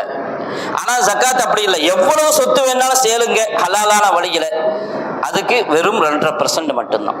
அப்ப இதுல நம்ம என்ன செய்ய தேவையில்லை, கணக்கு பார்க்க வேண்டிய தேவை. 1 வருஷம் நம்ம செலவுக்கெல்லாம் போக மீதி என்ன இருக்குதோ அந்த 1 வருஷத்துக்குள்ள செலவு போக மீதி இருக்கணும். இப்போ 1 வருஷங்கிறது நம்ம கேள்விப்பட்டிருப்போம். 1 வருஷங்கிறது நம்முடைய ஆங்கில வருடத்தின் அடிப்படையில் அல்ல, அதாவது நம்முடைய அரேபிய சந்திர மாதத்தின் அடிப்படையில், அஸ்ஸனத்துல் கமரியா சந்திர வருடத்தின் அடிப்படையில் தான். ஏன்னா ஷரியத்தில் காலம் தொடர்பான எல்லா சட்டங்களும் சந்திர காலண்டரின் அடிப்படையில் தான். பெருநாள், நோன்பு, ஹஜ்ஜு, ஜக்காத்து, நோன்பு, தொழுகை மட்டுமல்லாமல் அது மாதிரி இத்தாவுடைய காலமாகட்டும், தலாக்குடைய இத்தாவுடைய காலம், இது மாதிரி காலம் சம்பந்தப்பட்டது அத்தனையுமே சந்திர மாதத்தின் அடிப்படையில். அப்போ நம்ம அதைத்தான் கணக்கு வைக்கணுமே தவிர ஏப்ரல் 1க்கு புது கணக்கு போடலாம். ஆனால் நம்முடைய ஜக்காத்து கணக்கை அரேபிய மாதத்தின் அடிப்படையில் தான் வச்சுக்கொள்ளணும். உதாரணமாக ஒருத்தருக்கு துல்ஹஜ்ஜி மாதம் 15ஆம் பிறை அன்று அவருக்கு நிசாபு, அதாவது 612.5 கிராம் அளவுக்கு அமௌண்ட் வந்துருச்சுன்னா அன்னைக்கு டேட் அவருடைய ஜக்காத்துடைய டேட், யோமு ஜக்காத், ஜக்காத் கடமையாகக்கூடிய டேட். இது அடுத்த வருஷம் துல்ஹஜ்ஜி 15ஆம் தேதி அவர் என்ன செய்யணும், ஜக்காத்து கொடுக்கணும். இப்போ நமக்கு ஞாபகம் இருக்குதா இல்லையான்னு தெரியாது. அதனால தான் நம்ம சொல்ற இடத்தையெல்லாம் சொல்றோம். உலமாக்களும் அதை சொல்லணும். வாலிபர்கள் தங்களுடைய வருமானத்தை ஆரம்பிக்கிற வாலிபர்களுக்கு நம்ம இதை ஞாபகப்படுத்தணும், வலியுறுத்தணும். ஏன் கேட்டா, நம்ம காலங்காலமாக நம்ம ஜக்காத்து கொடுத்துட்டு இருக்கலாம், ஆனா நமக்கு என்னைக்கு ஜக்காத்து கடமைங்கிறது தெரியாது. ஜக்காத், என்னுடைய ஜக்காத்துடைய தேதி என்ன நம்ம டைரியில் எழுதி வச்சிருக்கிறோமா, பதிவு செஞ்சு வச்சிருக்கிறோமா? ரம்ஜான் மாசம் வந்தால் ஜக்காத்து கொடுப்போம், நன்மை அதிகமாக கிடைக்கும் அப்படின்னு மட்டும் தான் இருக்கும். ஆனால் ஜக்காத்துடைய தேதி ஒன்று இருக்குது, அந்த தேதியில கொடுக்கணும். துல்ஹஜ்ஜி 15 எனக்கு ஜக்காத்து கடமையாகுதுன்னு சொன்னா துல்ஹஜ்ஜி 15 அன்னைக்கு ஜக்காத்தை கொடுத்துடணும். இல்ல ஆள் கிடைக்கல, வேற ஒரு காரணங்கள், நியாயமான காரணம் இருந்துச்சுன்னா தாமதப்படுத்தலாம், அல்லது முன்கூட்டியே கொடுக்கணும்னாலும் கொடுக்கலாம். அடுத்த வருஷம் அடுத்த துல்ஹஜ்ஜினுடைய ஜக்காத்தை இந்த ரமதான்லயே நம்ம கொடுத்துறோம்னாலும் கொடுக்கலாம். அல்ல ரமதான்ல நிறைய நன்மையை வச்சிருக்கிறாங்க, எல்லாம் ரமதான்ல சமயத்துல தான் ஜக்காத்தை பத்தி பேசுறோம். இல்லாட்டி ஜக்காத்து கடமையாகிறது ரமதானில் மட்டுமல்ல, யார் யாருக்கு. அதனால்தான் முதல் சம்பாதிக்கக்கூடியவங்க மனசுல வைக்கணும், என்னைக்கு அவங்களுடைய நிசாபை அடையுதோ அந்த தேதியை குறித்து வச்சிடணும். நம்ம பர்த்டேயை குறித்து வச்சிருக்கிறோம், வெட்டிங் டேயை குறித்து வச்சிருக்கிறோம், அதோட ஜக்காத்து டேயும் குறிக்கப்பட்டிருக்கணும். அந்த தேதியில ஜக்காத்தை கணக்கு பார்க்கணும். என்னிடத்துல எவ்வளவு இருக்குது, எவ்வளவு ஃபண்ட் இருக்குது, எவ்வளவு தங்கம் இருக்குது, எவ்வளவு வெள்ளி இருக்குது, கணக்கு எடுத்து 2.5% எவ்வளவு முடிவு பண்ணிடணும். என் மேல எவ்வளவு ஜக்காத்து கொடுக்க வேண்டிய கடமை முடிவு பண்ணி எழுதி வச்சிடணும். முடிஞ்ச அப்பவே எடுத்து அதை தனியாக்கிடணும், அல்லது கொஞ்சம் கொஞ்சமா கொடுக்க ஆரம்பிச்சிடணும், அல்லது முந்தியே கொடுக்கணும். இல்லை நம்ம சேர்த்து வச்சுட்டோம், உதாரணத்துக்கு ஒரு 25 லட்சம் ஜக்காத்து கொடுக்க வேண்டி இருக்குது, அதையும் திரும்ப வியாபாரத்துல போட்டோம், செய்யக்கூடாது. ஏன்னா அது ஏழைகளுக்குரிய ஹக்கு. அதை வச்சு நம்ம என்ன செய்யக்கூடாது, லாபம் சம்பாதிக்க கூடாது. அந்த வருஷம் சந்திர வருடமாக இருக்கணும், 1 வருஷம் முடிஞ்சிருக்கணும், ஒவ்வொரு வருஷமும் ஜக்காத்து கொடுக்கணும். ஹஜ்ரத் அதை பத்தி ரொம்ப சொன்னாங்க. ஒவ்வொரு வருஷம் இன்னைக்கு ஒரு கோஷ்டி ஆயுள்ல ஒரு தடவை கொடுத்தா போதும். ஹஜ்ஜி தான் ஆயுள்ல ஒரு தடவை கடமைன்னு சொல்லப்பட்டிருக்குது ஷரியத்துல. ஸல்லல்லாஹு அலைஹி வஸல்லம் தெளிவா சொல்லிட்டு போயிட்டாங்க. ஆனா இதை பத்தி 1 வருஷம் கொடுத்தா போதும் அப்படின்னு எங்கேயும் ஸல்லல்லாஹு அலைஹி வஸல்லம் சொல்லல. அத்தவாத்துருல் அமலி இருக்குதுல, சஹாபாக்களுடைய இஜ்மா இருக்குது. மெயினான அடிப்படையான உறுதியான ஆதாரம் அதுதான் இஜ்மாவு சஹாபா, அத்தவாத்துருல் அமலி. ஸல்லல்லாஹு அலைஹி வஸல்லம் காலம் முதற்கொண்டு சஹாபாக்கள் அத்தனை பேரும் இஜ்மாவா இருக்கிறாங்க, ஒவ்வொரு வருஷமும் ஜக்காத்து கொடுக்கணும். இன்று வரையிலும் நல்லவர்களுடைய அமல்கள் இப்படியே தான் தொடர்ந்து வருது. இன்னைக்கு தான் புதுசா சில பேர் ஆயுளுக்கு ஒரு தடவை கொடுத்தா போதும், பணக்காரனுக்கு ரொம்ப வசதியா போயிடும், ரொம்ப லேசு, இது மாதிரி சொல்றது நல்லா இருக்குது அப்படின்ட்டு இல்லை. ஒவ்வொரு வருஷம் ஸல்லல்லாஹு அலைஹி வஸல்லம் சொன்னாங்க, இதா காலத்திலக்க மிஅத்தா திர்ஹமின் வஹால அலைஹில் ஹவுல், உங்களுக்கு 200 திர்ஹம் இருந்து அதிலே வருடம் சுற்றுமேயானால், 200 திர்ஹம்ங்கிறது 612 கிராம் வெள்ளி, 612 கிராம் வெள்ளி உங்க கையில இருந்து அதுல ஒரு வருடம் சுற்றி விடுமேயானால் ஜக்காத்து கொடுங்க. அதுக்கடுத்த வருஷமும் அதே பணம் என் கையில இருக்குது, 612 திர்ஹம் கிராமை விட அதிகமாகவே இருக்குது, அதுக்கடுத்த வருஷமும் இருக்குது, அதுக்கடுத்த வருஷமும் இருக்குதுன்னு சொன்னா வருடம் சுற்ற சுற்ற என்ன செய்யணும்? ஜக்காத்து கொடுக்கணும். வஹால அலைஹில் ஹவுலுங்கிறதே, அந்த ஹவுலுங்கிறதே அது சுற்றி கொண்டே வருதுன்னு தான் அர்த்தம். அப்போ சுற்றி சுற்றி ஜக்காத்து கொடுத்து கொண்டே இருக்கும். அதுபோக அபூதாவுது போன்ற ரிவாயாத்துகளே வந்திருக்கு. ஸல்லல்லாஹு அலைஹி வஸல்லம் சொல்லுவாங்க, அஸ்ஸதகத்து ஃபீ குல்லி ஆம், ஒவ்வொரு வருடமும் ஜக்காத்து கொடுக்கணும். அப்படி கொடுத்தவங்களுடைய சிறப்பையும் ஸல்லல்லாஹு அலைஹி வஸல்லம் சொல்லி இருக்கிறாங்க. அதனால ஆண்டு ஒவ்வொரு வருஷமும் நம்முடைய செல்வத்துக்கான ஜக்காத்தை கட்டாயம் கொடுக்கணும். இதுல தான் நம்முடைய பொருளாதாரத்தினுடைய, நம்முடைய செல்வத்தினுடைய சுத்தம் இருக்கிறது, பரிசுத்தம் இருக்குது. அதுல தான் நம்முடைய பொருளாதாரத்தினுடைய வளர்ச்சியும் இருக்குது. இப்போ என்ன செய்யறோம்? ஜக்காத்தை யாருக்கு கொடுக்கிறோம்? யாருக்கு கொடுக்கணும்? ஜக்காத்தை யாருக்கு கொடுக்கணும் அப்படிங்கிறது ரொம்ப முக்கியம். ஏன் கேட்டால், ஜக்காத்தை கொடுக்கும்போது சும்மா யார்கிட்டையாவது கையில் வாசலில் வர்றவங்க மிஸ்கின்னு நினைக்கிறோம். ஆனால் அவங்கள்ட்ட அக்கௌண்ட், பேங்க் அக்கௌண்ட் நல்ல பெரிய பேலன்ஸ் இருக்கும். இன்னைக்கு அதுலேயும் குறிப்பாக இந்தியாவில் பிச்சைங்கிறது ஒரு தொழிலாகவே நடக்குது. அது ஒரு நல்ல தொழில். என்ன செய்கிறாங்க? ஒரு பஸ்ஸில் பிச்சைக்காரங்க பூரா ஏற்றிட்டு வர்றாங்க, ஏற்றி கொண்டு வந்து இறக்கி விட்டுட்டு போயிடலாம். அவங்க எல்லாம் ஊரில் சுற்றி சுற்றி பிச்சை எடுக்கிறாங்க. பிறகு சாயங்காலம் அவங்க அவங்கள ஏற்றிட்டு போயிடலாம். இப்படி பல இடங்கள் நடக்குது. ஆமாம், இது ஒரு தொழிலாக நடக்குது, பிச்சை தொழில். அதனால வாசல்ல வர்றவங்களுக்கு கொடுத்துறதெல்லாம் நம்ம ஜக்காத்தாயிருச்சு அப்படின்னு நினைக்கிறதுக்கு, முடிவு பண்றதுக்கு முன்னாடி நம்ம யாருக்கு கொடுக்க போறோம் அப்படிங்கிறத தேர்ந்தெடுக்கணும். அதுல ரொம்ப நல்லது உறவினர்கள். ஜக்காத்து கொடுக்க கூடாத நபர்கள் சிலர் இருக்கிறாங்க. தாய் தந்தைக்கு ஜக்காத்து கொடுக்க கூடாது, மகன் மகளுக்கு ஜக்காத்து கொடுக்க கூடாது, கணவன் மனைவிக்கு ஜக்காத்து கொடுக்க கூடாது. ஷாஃபி மதுஹபின் படி மனைவிக்கு கணவன் ஜக்காத்து கொடுக்கலாம், மனைவி கணவனுக்கு ஜக்காத்து கொடுக்கலாம் இருக்கு. மனைவி தன்னுடைய ஜக்காத்தை கணவனுக்கு கொடுத்துக் கொள்ளலாம் இருக்குது. ஆனால் ஹனஃபி மதுஹபின் படி இந்த 6 நபர்கள் யாரும் யாருக்கும் ஜக்காத்து கொடுக்கக்கூடாது. மகன், மகள், பேரன், பேத்தி, அதே மாதிரி தாய், தந்தை, ராதா, அதாவது பெத்த வாப்பா, அத்தா, வாப்பாவுடைய வாப்பா, உம்மாவுடைய உம்மா, இந்த வழியில் உள்ள போறவங்க. அது மாதிரி கணவன் மனைவிக்கோ, மனைவி கணவனுக்கோ ஜக்காத்து கொடுக்கக்கூடாது. அல்லாத உறவினர்கள் இருக்கிறாங்க, கஷ்டப்படுறாங்க, ஏழைகள் அப்படின்னு சொன்னா என்ன? அவங்களுக்கு அன்றாட வாழ்க்கைக்கான தேவைக்கு இல்லை. அவங்களுடைய வருமானம் அவங்களுக்கு போதுமான அளவுக்கு இல்லை. மாச வருமானம் எவ்வளவு சம்பாதிக்கிறாங்க, ஆனால் அதை வச்சு அவங்களால என்ன செய்ய முடியாது? குடும்பம் நடத்த முடியாது. அப்படிப்பட்ட சூழல்ல இருந்தா அவங்களுக்கு என்ன செய்யலாம்? ஜக்காத்து கொடுக்கலாம்.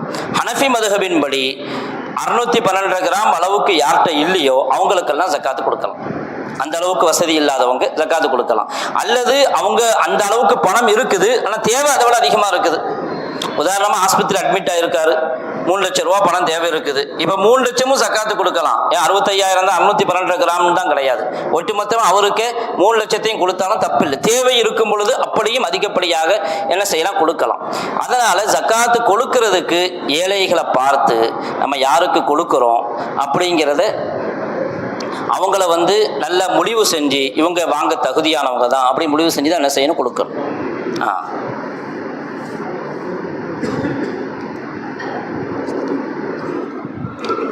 தண்ணி குடிக்கிறதுல வெண்ணி இருக்குது.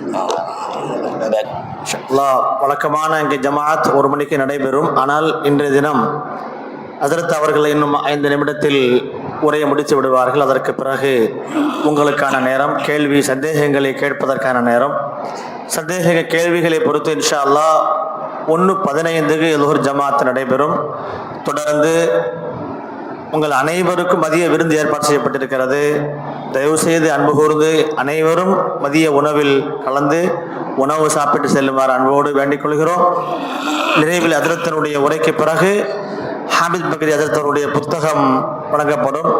அதே போல நிசாமுத்தீன் யூசுஃபி ஹஜ்ரத் அவர்கள் நோன்பு சம்பந்தமாக ஒரு அருமையான புத்தகம் ஒன்று எழுதியிருக்கிறார்கள், நோன்பினுடைய முப்பரிமாணங்கள் என்று. அது ஒரு ஆய்வு நூல். அதிலே ஜகாஸ், அதாவது ஆவணங்கள், ஆக்கங்கள், ஆய்வுரைகள் என்று 3 அடிப்படைகள் நோன்பு குறித்து, அதே போல பிறை சம்பந்தப்பட்ட விஷயங்கள், எல்லா விதமான பிறை சம்பந்தப்பட்ட விஷயங்களும் அதில் இருக்கிறது. எனவே ரொம்ப பயனுள்ள ஒரு நூல். கண்டிப்பாக நீங்கள் அதை வாங்கி, விலை கொடுத்து வாங்கி பயன்பெற வேண்டும் என்பதை கேட்டுக்கொண்டு ஹஜ்ரத் அவர்களுடைய உரை முடிந்ததற்கு பிறகு கேள்விகள் தொடரும் இன்ஷா அல்லாஹ். அனைவரும் முழுமையாக இருந்து சிறப்பிக்குமாறு மீண்டும் ஒரு தடவை கேட்டுக்கொள்கிறோம். ஜக்காத்துடைய விஷயத்தில் ஆன்லைன் வர்த்தகம், ஷேர் மார்க்கெட், பிஸ்னஸ் எப்படி வேணாலும் பண்ணுறாங்க. அன்றைக்கி ஆன்லைனில் நடக்குது, பிஸ்னஸ் பண்ணுறாங்க, ஷேர் மார்க்கெட்டில் ஷேர் வாங்குகிறாங்க. இப்போ எதில் பிஸ்னஸ் பண்ணாலும் வரக்கூடிய லாபம் நம்முடைய கையில் இருக்கிற அமௌண்ட்டு என்ன வருதோ, முதலாக இருக்கிறது, வியாபார பொருளாக இருக்கிறது, எல்லாமே அதில் சேரும். உதாரணமாக ஷேர் மார்க்கெட்டில் ஷேர் வாங்குகிறாங்க. ஷேர் வாங்குறதுடைய நோக்கம் வாங்கி விற்கிறது அப்படிங்கிற நோக்கம்தான் பெரும்பாலும். வாங்கி லாபம் சம்பாதிக்கிறது நோக்கமாக இருக்காது. அதாவது கம்பெனியில் கூட்டாளியாகிறது ஒன்று இருக்குது, பிரைமரி மார்க்கெட்டில் ஷேர் வாங்குறது. இன்னொன்று செகண்டரி மார்க்கெட்டில் ஷேர் வாங்குறது தான் இன்றைக்கி அதிகம். செகண்டரி மார்க்கெட்டில் ஷேர் வாங்குறாங்க, இன்றைக்கி வாங்கி இன்றைக்கே விற்கிறதும் உண்டு. இன்ட்ராடே, டே ட்ரேடிங், இது ஷரியத்தில் அனுமதிக்கப்பட்டதல்ல. அதை பற்றி விரிவாக இங்கே பேச வரல. ஷரியத்தில் டே ட்ரேடிங் அனுமதிக்கப்பட்டதல்ல. அது ஷரியத்தில் இல்லாத, அனுமதிக்கப்படாத சூதாட்டங்கள், தடுக்கப்பட்ட முறைகள்லாம் அதில் இருக்குது. நம்ம வாங்கி வச்சு முழுமையாக 2 நாளைக்கு பிறகு டெலிவரி ஆகும். அதுக்கு பிறகு அந்த ஷேரை விற்கிறோம். இப்போ ஷேரை வாங்கி விற்கிறோன்னு சொன்னால் நம்ம ஜக்காத்து கடமையாகிற அந்த தேதியில் எவ்வளவு ஷேர் நம்ம கையில் இருக்குதோ அந்த ஷேருக்கு மார்க்கெட் ரேட் என்னவோ அதன்படி என்ன செய்யணும், ஜக்காத்து கொடுக்கணும். அந்த ஷேர் நம்ம வாங்கும் பொழுது 150 ரூபான்னு வாங்கியிருப்போம், இன்னைக்கு 350 ரூபா ஆயிடுச்சுன்னு சொன்னால் 350 ரூபாவுடைய கிரயத்துக்கு, அதனுடைய கிரயத்துக்கு என்ன செய்யணும், ஜக்காத்து கொடுக்கணும். அது மாதிரி பிஎஃப்னுடைய ஃபண்டு, நமக்கு பிஎஃப் பணம் பிடிக்கிறாங்க, அதாவது நிர்பந்தமாக பிடிக்கிறது ஒன்று இருக்குது, நம்முடைய கோரிக்கையின் அடிப்படையில் பிடிக்கிறது ஒன்று இருக்குது. பிரைவேட் கம்பெனிலெல்லாம் நம்ம கோரிக்கை வைப்போம், இது மாதிரி எனக்கு பிஎஃப் அமௌண்ட்லேருந்து பணம் எடுங்கன்ட்டு. இன்னொன்று இருக்குது கவர்மெண்ட். இது மாதிரியான இடங்களை நம்ம சொன்னாலும் சொல்லாட்டியும் வேண்டான்னு சொன்னாலும் கண்டிப்பாக பிடிப்பாங்க. இப்போ 2 வேறு சட்டத்திற்கு உட்பட்டது. நம்ம இஷ்டப்பட்டு என்னுடைய பணத்தை எடுத்துக்கங்க அப்படின்னு பிடிச்சிக்கங்கன்னு சொன்னால் நம்ம எவ்வளவு பணம் நம்முடைய பணம் பிடிக்கப்பட்டு இருக்குதோ அதுக்கு நம்ம ஜக்காத்து கொடுக்கணும் ஒவ்வொரு வருஷமும். இல்லை நம்முடைய இஷ்டத்திற்கு உட்பட்டதல்ல, கவர்மெண்ட் ஜாப்ல செய்கிற மாதிரியோ அல்லது நிர்பந்தத்தின் அடிப்படையில் பிடிக்கிற மாதிரி இருந்துச்சுன்னா பிஎஃப்னுடைய பணம் நம்முடைய கைக்கு எப்போ வருதோ அப்போ தான் ஜக்காத்து கடமையாகும். நம்முடைய கைக்கு வராத வரையிலும் அந்த பணத்துக்கு ஜக்காத்து கொடுக்க தேவையில்லை. வந்த பிறகு கடந்த வருடத்திற்கும் கொடுக்க தேவையில்லை. நம்ம கைக்கு வந்த பிறகு ஒரு வருஷத்துக்கு பிறகு அதுக்கு என்ன செய்யணும், ஜக்காத்து கொடுக்கணும். ஆனால் தோட்டம் துறவுகள் இருக்குது, 10ல் 1 பங்கு கொடுக்கணும், உஷுரு கொடுக்கணும். தோட்டம் துறவுகளில் நம்ம வீட்டு தோட்டங்கள் இருக்குது, வீட்டில் ஒரு மரம் இருக்குது. இப்போ ஹனஃபி மதஹப்படி நிசாபெல்லாம் கிடையாது, அதில் எவ்வளோ வந்தாலும் 10ல் 1 கொடுக்கணும்னு சொல்லுவாங்க.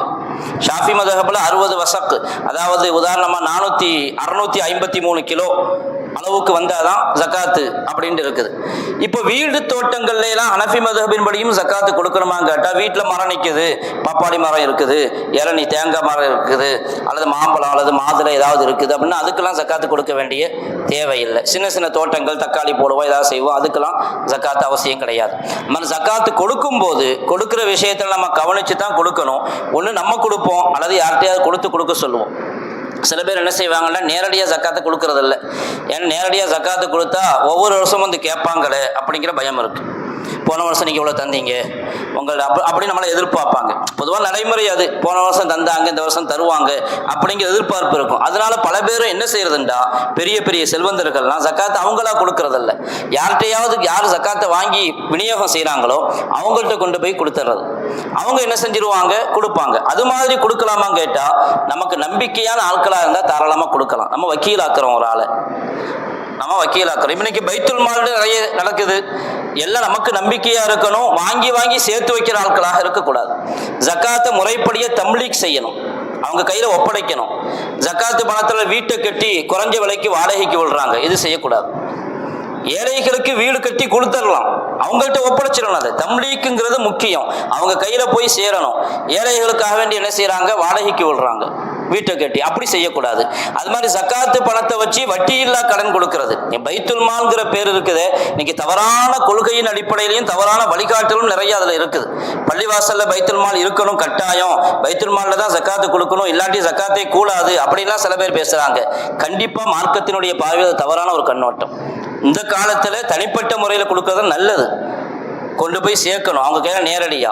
அப்படியே நம்ம கொடுக்கறோம்னு சொன்னா பைத்துல் பள்ளிவாசல் சார்பாகவோ அல்லது வெளியவோ பைத்துல் மால் இருக்குது. இது இஸ்லாமிய அரசாங்கத்திற்கான பைத்துல் மால் இன்னைக்கு கிடையாது. அங்கதான் கொடுக்கணும் கட்டாயம் யாரும் இன்னைக்கு சொல்ல முடியாது.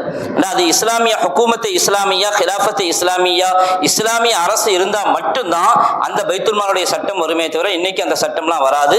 நம்பிக்கையா இருந்தா கொடுக்கலாம். அதில் வட்டி இல்லா கடன் கொடுக்குறாங்க. ஜக்காத்து பணத்தை வாங்கி வட்டி இல்லா கடன் கொடுக்கக்கூடாது.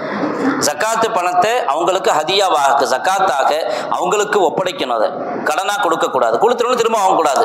நீங்கள் வட்டி இல்லா கடன் கொடுக்கறதா இருந்தால் டெபாசிட் பண்ண சொல்லுங்கள் செல்வந்தர்களை. பணத்தை வாங்கி டெபாசிட் பண்ணி அந்த பணத்திலிருந்து கடன் வட்டி இல்லா கடன் கொடுத்து வாங்குங்க. அது வேற விஷயம், நல்ல காரியம், கர்லே ஹசன். ஆனால் இதுல இருந்து என்ன செய்யக்கூடாது, அது மாதிரி செய்யக்கூடாது.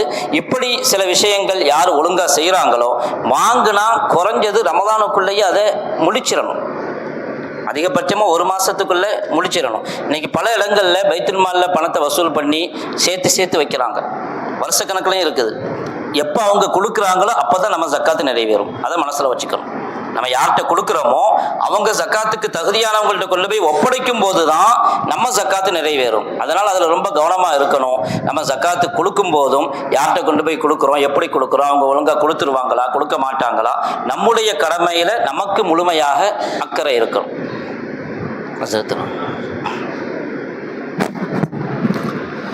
அல்ஹம்துலில்லாஹ். ஹஸரத் அவர்கள் நம்ம கொடுத்த தலைப்புகளில் அனைத்து தலைப்புகளையும் அவங்க டச் பண்ணிட்டாங்க. சுருக்கமான நேரத்தில் அவங்க நல்லாவே எல்லா விஷயங்களையும் குறித்து ஒரு அடிப்படை தகவலை தந்துட்டாங்க. இப்போ நமக்கான கேள்விக்கான நேரம், சந்தேகங்களை நிவர்த்தி செய்யக்கூடிய நேரம். இந்த பேசப்பட்ட விஷயத்தில் அல்லது ஏற்கனவே உங்களுக்கு இருக்கிற ஜக்காத்து சம்பந்தமான சந்தேகங்கள் இருந்தால் நீங்கள் கேட்கலாம். ஹஸரத் அவர்கள் விளக்கம் தருவார்கள்.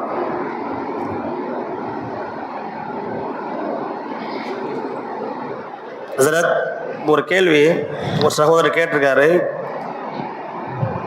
நல்ல தன்னிறைவாக வாழ்கிற ஒரு சகோதரர் தான். ஆனால் வீடை இடித்து கட்டுறதுக்காண்டி கடன் வாங்கியிருக்கிறாரு.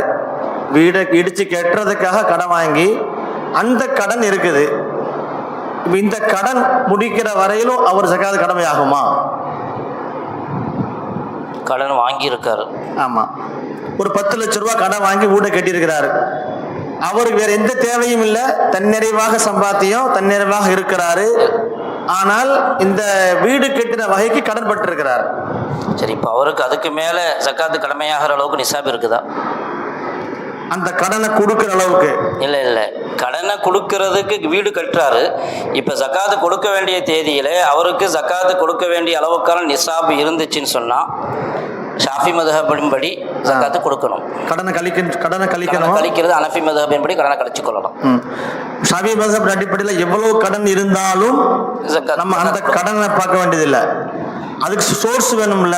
அது சோர்ஸ், கடனை கொடுக்கறதுக்கான சோர்ஸ் நம்மகிட்ட இருக்குதான்னு பார்க்கணுமா வேண்டாமா? அதாவது பார்க்கணும். ஒரு கால் இப்போ நமக்கு பணம் இருக்குது, ஜக்காத்து கொடுக்க வேண்டிய அளவுக்கான பணம் இருக்குது. ஆனாலும் அது வேறு ஏதாவது தேவைக்காக இருக்குதுங்கிறதுனால கொடுக்காம வச்சிருக்கிறோம். அப்படின்னு நம்ம பொறுப்பில் இருக்கும். அது எப்போ வசதி வருதோ அப்போ கொடுக்கணும். ஏன்னா கடமையாகிற அளவுக்கு நிசாபு நம்ம கையில் இருந்துச்சுண்டா அதுல இருந்து 2.5% கண்டிப்பாக எப்படியாவது கொடுத்து தான் ஆகணும். இடம் இருக்குது, இப்போ விற்கல, விற்றா தான் கொடுக்க முடியும். அந்த நிலத்தினுடைய ரேட்டு ரொம்ப பெரிய ரேட்டு தான், இப்போ விற்கல, இப்போ வேற பணமும் இல்லை, என்னால் ஜக்காத்து கொடுக்க முடியாது அப்படின்னா நம்முடைய பொறுப்பில் அது இருக்கும். இந்த வருஷத்திற்கான ஜக்காத்து இருந்துக்கிட்டே இருக்கும், கடனாக தான் இருக்கும். அந்த ஜக்காத்து கண்டிப்பாக நம்ம கொடுக்கணும். கொடுக்க வேண்டிய அடுத்த வருஷம் விற்றுச்சுன்னு சொன்னால் 2 வருஷத்துக்கு சேர்த்து கொடுக்கணும்.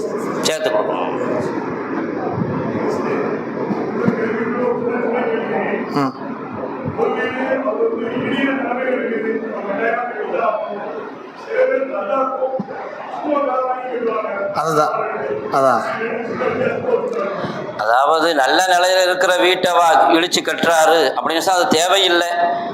கடன் வாங்கியிருக்காரு, கடன் வாங்கி கட்டிக்கிட்டு இருக்காரு. எப்படி இருந்தாலும் சரி, அது நல்ல நிலை இருந்தாலும் சரி, அல்லது ஒருத்தருக்கு முடியல, கடன் வாங்கி கட்டுறாரு. நம்ம இவர்கிட்ட போய் நம்ம என்ன சொல்லலை, நீங்க வாங்கின கடனுக்கு ஜக்காத்தை கொடுங்கன்னு சொல்லலை. முடியாத நிலையில தான் இருக்காரு, வீடு தேவையெல்லாம் இருக்குது. 50 லட்ச ரூபா கடன் உதாரணம் 10 லட்ச ரூபா கடன் வாங்கியிருக்காரு. 10 லட்ச ரூபா கடன் வாங்கி வீடு கட்டுறாரு. இப்போ அந்த 10 கொடுக்க வேண்டிய 10 லட்சத்தை கழிச்சுக்கலாமா அப்படிங்கிறதான் கேள்வி இல்லையா? அந்த கொடுக்க வேண்டிய 10 லட்சத்தை ஜக்காத்திலிருந்து கழிச்சு கொள்ளலாமா? அதுக்கு தெளிவான மசாலா ஹனஃபி மதுஹப்ல கழிச்சு கொள்ளலாம். ஷாஃபி மதுஹப்ல அந்த 10 லட்சம் நம்ம கையில இருந்துகிட்டே இருக்காது, செலவாக்கிட்டே தான் இருக்கும். நம்ம பிஸ்னஸ், அது வீடுக்கு கட்டுமான வேலையில் நடந்துகிட்டே இருக்கும். அது ஒரு வருஷத்துல என்ன ஆகும், நம்ம 10 லட்சம் ரூபா வாங்கியிருக்கிறோம், ஒரு வருஷத்துக்குள்ள ஏறத்தாழ அது காலியாயிரும். அந்த பணம், அல்லது இருக்கும், இருந்துச்சுன்னா கொடுக்கணும், இல்லாட்டி கொடுக்க தேவையில்லை. அடுத்து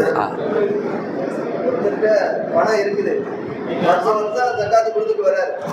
இப்போ என்ன செய்ய, பொண்ணு கல்யாணம் வருது, அல்லது மொத்தமா அந்த அமௌண்ட்டை கல்யாணத்துல செலவு பண்றாரு, மொத்தமா அவருடைய அமௌண்ட்டை வீடு கட்டுறதுல செலவு பண்றாரு, மொத்தமா என்ன செய்யறாரு, அவரோட அமௌண்ட்டை பிசினஸ்ல போடுறாரு. இந்த நான் வருஷம் ஜக்காத்து கொடுக்காம இருக்கலாமா? அந்த வருஷம் ஜக்காத்து கொடுக்க வேண்டிய தேதியில பணம் இல்லை, கல்யாணத்துக்கு செலவு செஞ்சிட்டீங்க, வீடு கட்டி செலவு செஞ்சிட்டீங்கன்னா ஜக்காத் தேவையில்லை. இருந்துச்சுன்னா கொடுக்கணும்.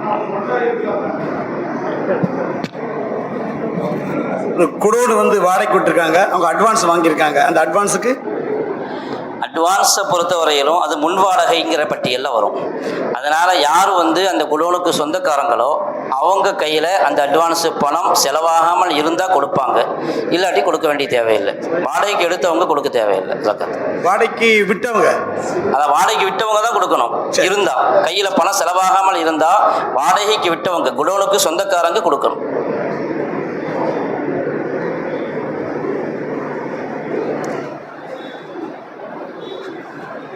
அஸ்ஸலாமு அலைக்கும். 88 கிராம் மேல நகை இருக்கிற நகைக்கு ஜக்காத்து கொடுக்கறதுக்காக பணம் சேர்த்து வைக்கிற பணத்துக்கு இது உண்டா? ஜக்காத்து சேர்த்து வைக்கிற பணம் ஜக்காத்து கொடுக்கறதுக்காக நகைக்கு 88 கிராமுக்கு மேல இருக்கிற நகைக்கு பணம் ஜக்காத்து கொடுக்கறதுக்காக சேர்த்து வைக்கிற பணம், மாச சம்பளத்துல இருந்து எடுத்து வைக்கிற பணத்துக்கு ஜக்காத்து கொடுக்கணுமா?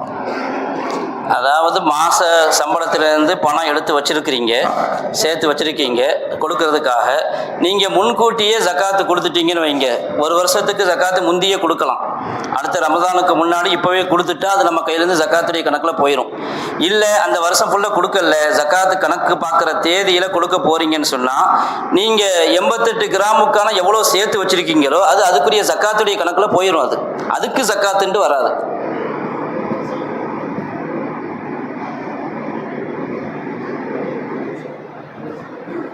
அஸ்ஸலாமு அலைக்கும். ஒருத்தருக்கு பணம் தேவைப்படுது, ஜக்காத்து வாங்குவதற்கு தகுதியுள்ளவர். அவருக்கு ஜக்காத் நியத்தில் பணம் கொடுக்குறோம். ஆனால் கொடுக்க இப்போ 50,000 கொடுக்குறோம்னா 25,000 தான் ஜக்காத்து கொடுக்க வேண்டிய அளவு. ஆனால் ஜக்காத் நியத்தில் 50,000 கொடுக்குறோம். ஸோ இந்த 25,000 அடுத்த வருஷத்துக்கு நம்ம கணக்கில் வச்சுக்கலாமா? கொடுக்கும் போதே ஜக்காத்தா கொடுக்குறேன்னு நியத்து வச்சுட்டீங்கண்டா அதை இந்த வருஷத்துக்கான 25,000 ஜக்காத்துனா இந்த வருஷத்துக்கான 25,000 ஜக்காத்து நியத்து வைக்கணும். இன்னொரு 25,000 அடுத்த வருஷத்துக்கான ஜக்காத்து நியத்து வைக்கணும். அப்படி கொடுத்துட்டீங்கன்னா திரும்ப அவர் தந்தாலும் வாங்கக்கூடாது. அது ஜக்காத்தா போயிடுச்சு. அது கடன் இல்லை, அவர் தான் அவர் கடன் நினச்சிக்கிட்டு இருக்காரு. ஆனால் உங்கள் நியத்தில் அது ஜக்காத்து ஆயிடுச்சு, திரும்ப வாங்கக்கூடாது. ஒரு காலம் அவர் நிர்பந்தப்படுத்தி தந்தாலும் நீங்கள் யார்கிட்டயாவது கொடுத்துருங்கன்னு சொல்லணும். அப்படி ஒரு வழியே இல்லை, அவர் நம்ம கையில் தான் கொடுத்துட்டு போகிறாருன்னு சொன்னால் அந்த பணத்தை முழுமையாக ஏழைகள்கிட்ட யார்கிட்டையாவது கொடுத்துரும். அவருடைய வக்கீலாக நம்ம இருந்து கொடுத்துரும். ஒருத்தருக்கு இப்போ ஜக்காத் வாங்குறதுக்கு, அதாவது வீட்டில் நகை உபயோகப்படுத்துகிற நகை இருக்குது. உதாரணத்துக்கு 20 பவுன் நகை இருக்குது. நான் வேறு வருமானம் இல்லை, அடுத்த சாஃபி மதபில் உள்ளவங்க. ஸோ அவங்கள இந்த நகையை கன்சிடர் பண்ணாமல் அவங்களுக்கு ஜக்காத்து கொடுக்கலாமா? அதாவது ஷாஃபி மதஹபின்படி அணியிற நகைக்கு ஜக்காத்து கிடையாது. ஆமாம், அவங்களுக்கு வேறு சோர்ஸ் இல்லை. ஆனால் அந்த உபயோகப்படுத்துகிற நகை ஒரு 20 பவுனோ 30 பவுனோ உபயோகப்படுத்துகிற நகை இருக்குது, ஜக்காத்து கொடுக்கணும்னு நினைக்கிறாங்க. அப்படி இல்லை, அவங்களுக்கு ஜக்காத்து கொடுக்கலாமா? அவங்களுக்கு வேறு வருமானம் இல்லை, நான் உபயோகப்படுத்துகிற நகை ஒரு 30 பவுன் நகை இருக்குது. அதாவது அப்படி ஜக்காத்து கொடுக்க முடியாது. அதாவது ஷாஃபி மதஹபின்படி கூட வருமானம் இல்லாத ஒருத்தர், அவருக்கு வருமானம் பண்ணவும் முடியாது, வருமானம் பண்ணுவதற்கான உடல்நிலையும் இல்லை. அப்படிப்பட்ட நிலையில இருந்தால் அவருடைய ஆயுளுக்கு தேவையான அளவுக்கு ஜக்காத்து கொடுக்கலாம்னு இருக்குது. ஆனால் 70 பவுன் நகை அல்லது 30 பவுன் நகையை வச்சுக்கிட்டு ஜக்காத்து கொடுக்கறது அது பொருத்தமான காரியம் இல்லை. இப்போ அவங்களுக்கு வசதியோடு தான் இருக்கிறாங்க. ஜக்காத்து கொடுக்கறதுக்கு ஒரு தகுதி இருக்குது, வாங்குறதுக்கு ஒரு தகுதி இருக்குது. ஆனால் வாங்குறதுக்கு மாச சம்பளம் வாங்குறாரு, அந்த மாச சம்பளமே அவருக்கு போதுமானது அப்படின்னு சொன்னால் ஷாஃபி மதஹபின்படி அவங்களுக்கு ஜக்காத்து கொடுக்கக்கூடாது. அவங்களுக்கு வேறு எந்த வருமானமும் இல்லை, நகை இருக்குது, நகை மட்டும்தான் இருக்குது. அப்படி அது பெரிய வருமானமாச்சு. அது நகை மட்டும் இல்லை, 30 பவுன் நகைங்கிறது என்ன ஆச்சு? லிமிட் இருக்கா? இப்போ 10 பவுன் 20 பவுன் இது லிமிட் கொடுக்க முடியாது. அப்படிப்பட்ட வரமாட்டாங்க, ஜக்காத்து வாங்குற ரூல்ஸுக்கு இவங்க வரமாட்டாங்க. இப்போ அடுத்த கொஸ்டின், ஒருத்தர் மனைவி பேரில் இடம் வாங்கி கொடுக்குறாரு, மனைவி பேரில் ரிஜிஸ்டர் பண்ணிட்டாரு, புரியுங்களா? ஸோ அதை அவங்க எந்த வகையில் யூஸ் பண்ணலாம்?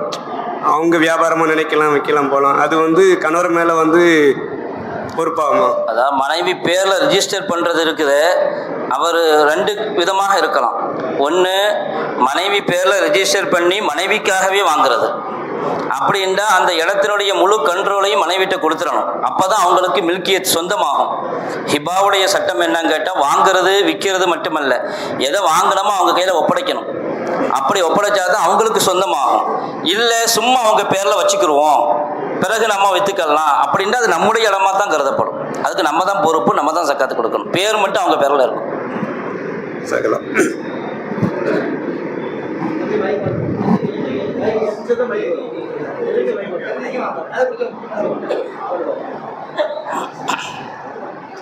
அஸ்ஸலாமு அலைக்கும்.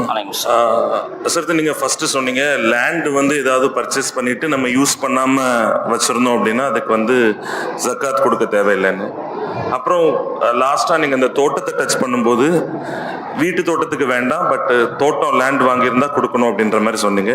இது எனக்கு கிளாரிஃபை பண்ணணும், ஃபர்ஸ்ட் திங். செகண்ட் திங், அஃபிஷியலாக ஆஃபீஸில் ஏதாவது நான் முஸ்லிம்ஸ் இருந்தாங்க அப்படின்னா நம்ம அந்த ஆஃபீஸ் பாய் அந்த மாதிரி இருக்கவங்களுக்கு நம்ம மந்த்லி ஏதாவது கொடுத்தோம் அப்படின்னா, அது அந்த நான் முஸ்லிம் பீப்புளுக்கு கொடுத்தோம் அப்படின்னா அது ஜக்காத்தில் வந்து அந்த கேல்குலேஷன் நம்ம இன்க்ளூட் பண்ண முடியுமா, மைனஸ் பண்ண முடியுமா அந்த இயர் எண்ட் கேல்குலேஷனில்? அந்த 2 டவுட்டு சார். ஒன்று, நான் முஸ்லீமுக்கு ஜக்காத்து கொடுக்க முடியாது. ஜக்காத்து கொடுக்கறது முஸ்லீம்களுக்கு மட்டும்தான். முஸ்லீம் அல்லாதவங்களுக்கு ஸல்லல்லாஹு அலைஹி வஸல்லம் ஜக்காத்துடைய பணத்திலிருந்து கொடுத்ததாக எங்கேயுமே கிடையாது. அவங்களுக்கு உதவி செய்யலாம் மற்ற பணத்திலிருந்து, அல்லது பேங்க் இன்ட்ரெஸ்ட் கிடக்குது வீணாக, அது மாதிரியான பணத்தை மற்றபடி உதவி செய்யலாம். இதை வந்து ஜக்காத்துடைய பணத்தை முஸ்லீம்களுக்கு மட்டும்தான் கொடுக்கணும். அடுத்து தோட்டம் விஷயத்தில் வந்து நம்ம சொல்கிறது வீட்டு தோட்டம்.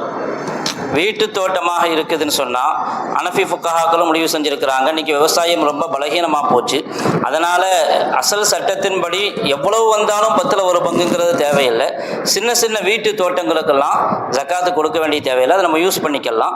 கொடுத்தா நமக்கு நன்மை கிடைக்குமே தவிர கட்டாயம் கொடுத்து ஆகணும் அப்படின்னு இல்லை. அடுத்து முதல்ல இன்வெஸ்ட் பண்ணாமல் வச்சுருந்தா கொடுக்க தேவையில்லைன்னு ஒரு விஷயம் சொன்னீங்க, அது புரியலை என்னண்டு. ஏதாவது லேண்ட் நம்ம பர்ச்சேஸ் பண்ணிட்டு அதை யூஸ் பண்ணாம நம்ம வருஷா கூட தோட்டம் அந்த ஏரியா வருஷா கூடமா வரிசையில் எல்லாத்தையும் கூட பெரிய தோட்டத்துக்கு வந்து கொடுக்கணும். இங்க வந்து நிலத்துக்கு ஜக்காத்தை பத்தி பேசுறோம், அங்க வந்து தோட்டத்துக்கான விளைச்சலுக்கு ஜக்காத்து. தோட்டம்ங்கும் போது விளைச்சலுக்கு தான் ஜக்காத்து சொல்றேன். 10ல் 1 பங்கு உசுறு கொடுக்கணும். 10ல் 1 பாகம் தோட்டத்தில் வரக்கூடிய விளைச்சல், அந்த தோட்டத்தினுடைய கிரயத்துக்கு அல்ல. இன்கம். நீங்க மாந்தோட்டம் வச்சிருக்கீங்க, எவ்வளவு மாந்தோட்டம் எவ்வளவு வருதோ அதுல இருந்து 10ல் 1 பங்கு எடுத்து கொடுத்துறோம். இந்த புத்தகம் நோன்பு என்ற புத்தகம் உங்கள் முன்னே வருகிறது. போட்டிருக்கு 100 ரூபாய்க்கு கூட வாங்கி 100 ரூபாய்க்கு கூட கொடுக்கும். அதனுடைய மதிப்பு 150 ரூபாய். உங்களுக்காக ஒரு 100 ரூபாய்க்கு அந்த புக்கு தராங்க. கண்டிப்பாக அதை வாங்கி பயன்பெற வேண்டிய புத்தகம். கண்டிப்பாக அது வீடுகளில் பிள்ளைகளை படிக்க சொல்லுங்க. நோன்பினுடைய பிறை சம்பந்தமான ரமலான் நோன்பு, தலைப்பிறை, பெருநாள், நோன்பினுடைய எல்லா சட்டங்களுக்கான விளக்கங்கள் அதில் இருக்குது. 100 ரூபாய்க்கு வந்திருக்குது, அதை வாங்கிக்கிறங்க. இன்ஷா அல்லாஹ் வாங்கி பயன்பெறுங்க. இன்ஷா அல்லாஹ் கேளுங்க.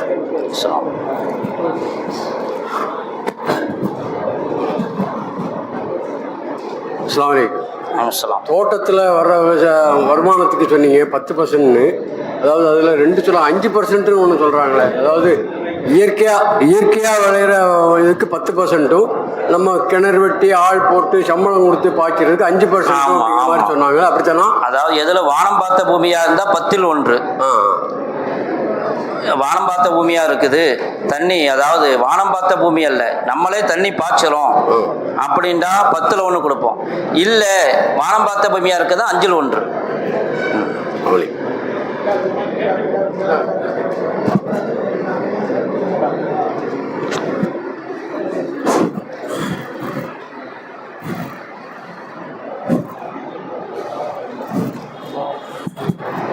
அடுத்த கேள்விகள் இருக்குதா? கேள்விகள்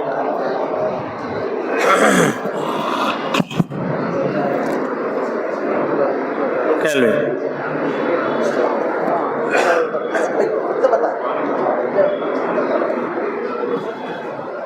அஸ்ஸலாமு அலைக்கும். அலைக்கும். வீடு கட்டுறதுக்கு வந்து நீங்கள் கடன் வாங்கினாங்கன்னா ரெண்டாவது அதுக்கு நீங்கள் வந்து சக்காத்து கொடுக்க வேண்டிய இல்லை, அவசியம் இல்லை அப்படின்றீங்க. ஆனால் வீடு கட்டி வீடுடைய வேலையை வந்து அவர் பழைய வீட்டுடைய வேலையை 10 லட்சம்னா அவர் வந்து 10 லட்ச ரூபா போட்டு வீடு கட்டுறாரு. டோட்டல் வேலை 20 லட்ச ரூபா வரும். பழைய வீட்டுக்கு கொடுக்க வேண்டியது இல்லை. அப்போ அவருடைய வேல்யூ கூடுதில்லை உங்களுக்கு, அந்த வீட்டுடைய வேல்யூ. நீங்கள் அதுக்கு கொடுக்க வேண்டாம் அப்படிங்கிறீங்க. அதுவும் இல்லாமல் சொல்லுங்க. நேராக வச்சு பேசுங்க, வாய்க்கு நேராக வைங்க. ஹலோ. அதுவும் இல்லாமல் அவர் வந்து அந்த 10 லட்ச ரூபாய் திருப்பி கொடுக்கும்போது வேற இடத்த எதுவும் விற்று கொடுத்தா பிரச்சனை கிடையாது. அவர் சம்பாதிச்சு கொடுத்தாருன்னு வச்சுங்களேன், ஒன்று வியாபாரம் பண்ணி வியாபாரத்துலேருந்து வர லாட்டில் வந்து கடனை திருப்பி கொடுக்குறாரு. அப்படி இல்லையா, சம்பளத்தை வாங்கி அதில் உள்ள அது ஒரு அரை மிச்சப்படுத்தி அவர்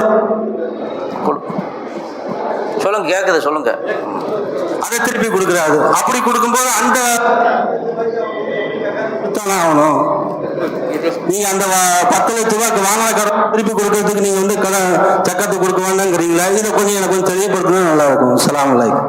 10 லட்சத்துக்கு ஜக்காத்து கொடுக்க வேண்டாம் அப்படின்னு சொல்லலை, கையில் இருந்துச்சுண்டா கொடுங்க, இல்லாட்டி கொடுக்க வேணான்னு சொல்கிறோம். இதில் என்ன சந்தேகம் மட்டும் கேளுங்க அவங்கள்ட்ட. வீடு வந்து 10 லட்சம் மதிப்புள்ள வீடு இருக்கு, அது 100 லட்சம் போட்டு 30 லட்சம் நான் கேட்கிறேன் வீடு அப்படின்னா 20 லட்சம் சக்காத்து கொடுக்குமா கேட்கிறேன். அதாவது வீட்டுக்கு குடியிருக்கிற வீட்டுக்கு ஜக்காத்து கிடையாது, நிலத்துக்கு ஜக்காத்து கிடையாது. நம்ம பணத்தை போட்டு வீடு கட்டுறோம்னு சொன்னா வீடு கட்டி முடிய செலவு ஆக ஆக அது நம்ம கையை விட்டு போயிடும். ஜக்காத்து கொடுக்க வேண்டிய தேதி நமக்கு ஞாபகம் இல்லை அப்படின்னா ரமதான் மாதம் 1ஆம் தேதி நம்ம முடிவு பண்ணிடுவோம். அப்படி ஏதாவது கண்டிப்பாக முடிவு பண்ண ஒரு தேதியை ரமதான் மாதம் 1ஆம் தேதின்னு முடிவு பண்ணுனா ஒவ்வொரு வருஷமும் ரமதான் மாதம் 1ஆம் தேதி கணக்கு பார்க்கணும். அந்த தேதியில நீங்க கடன் வாங்கின தொகையில எவ்வளவு செலவாகி போயிடுச்சோ அதை விட்டுருங்க. எது மீதி இருக்குதோ அதுக்கு ஜக்காத்து கொடுங்க. வீட்டினுடைய வேல்யூவுக்கு ஜக்காத்து கொடுக்க சொல்லல. என்ன குடியிருக்கிற வீடு அதுக்கு ஜக்காத்து கிடையாது, வேல்யூ கூடிக்கிட்டே தான் இருக்கும்.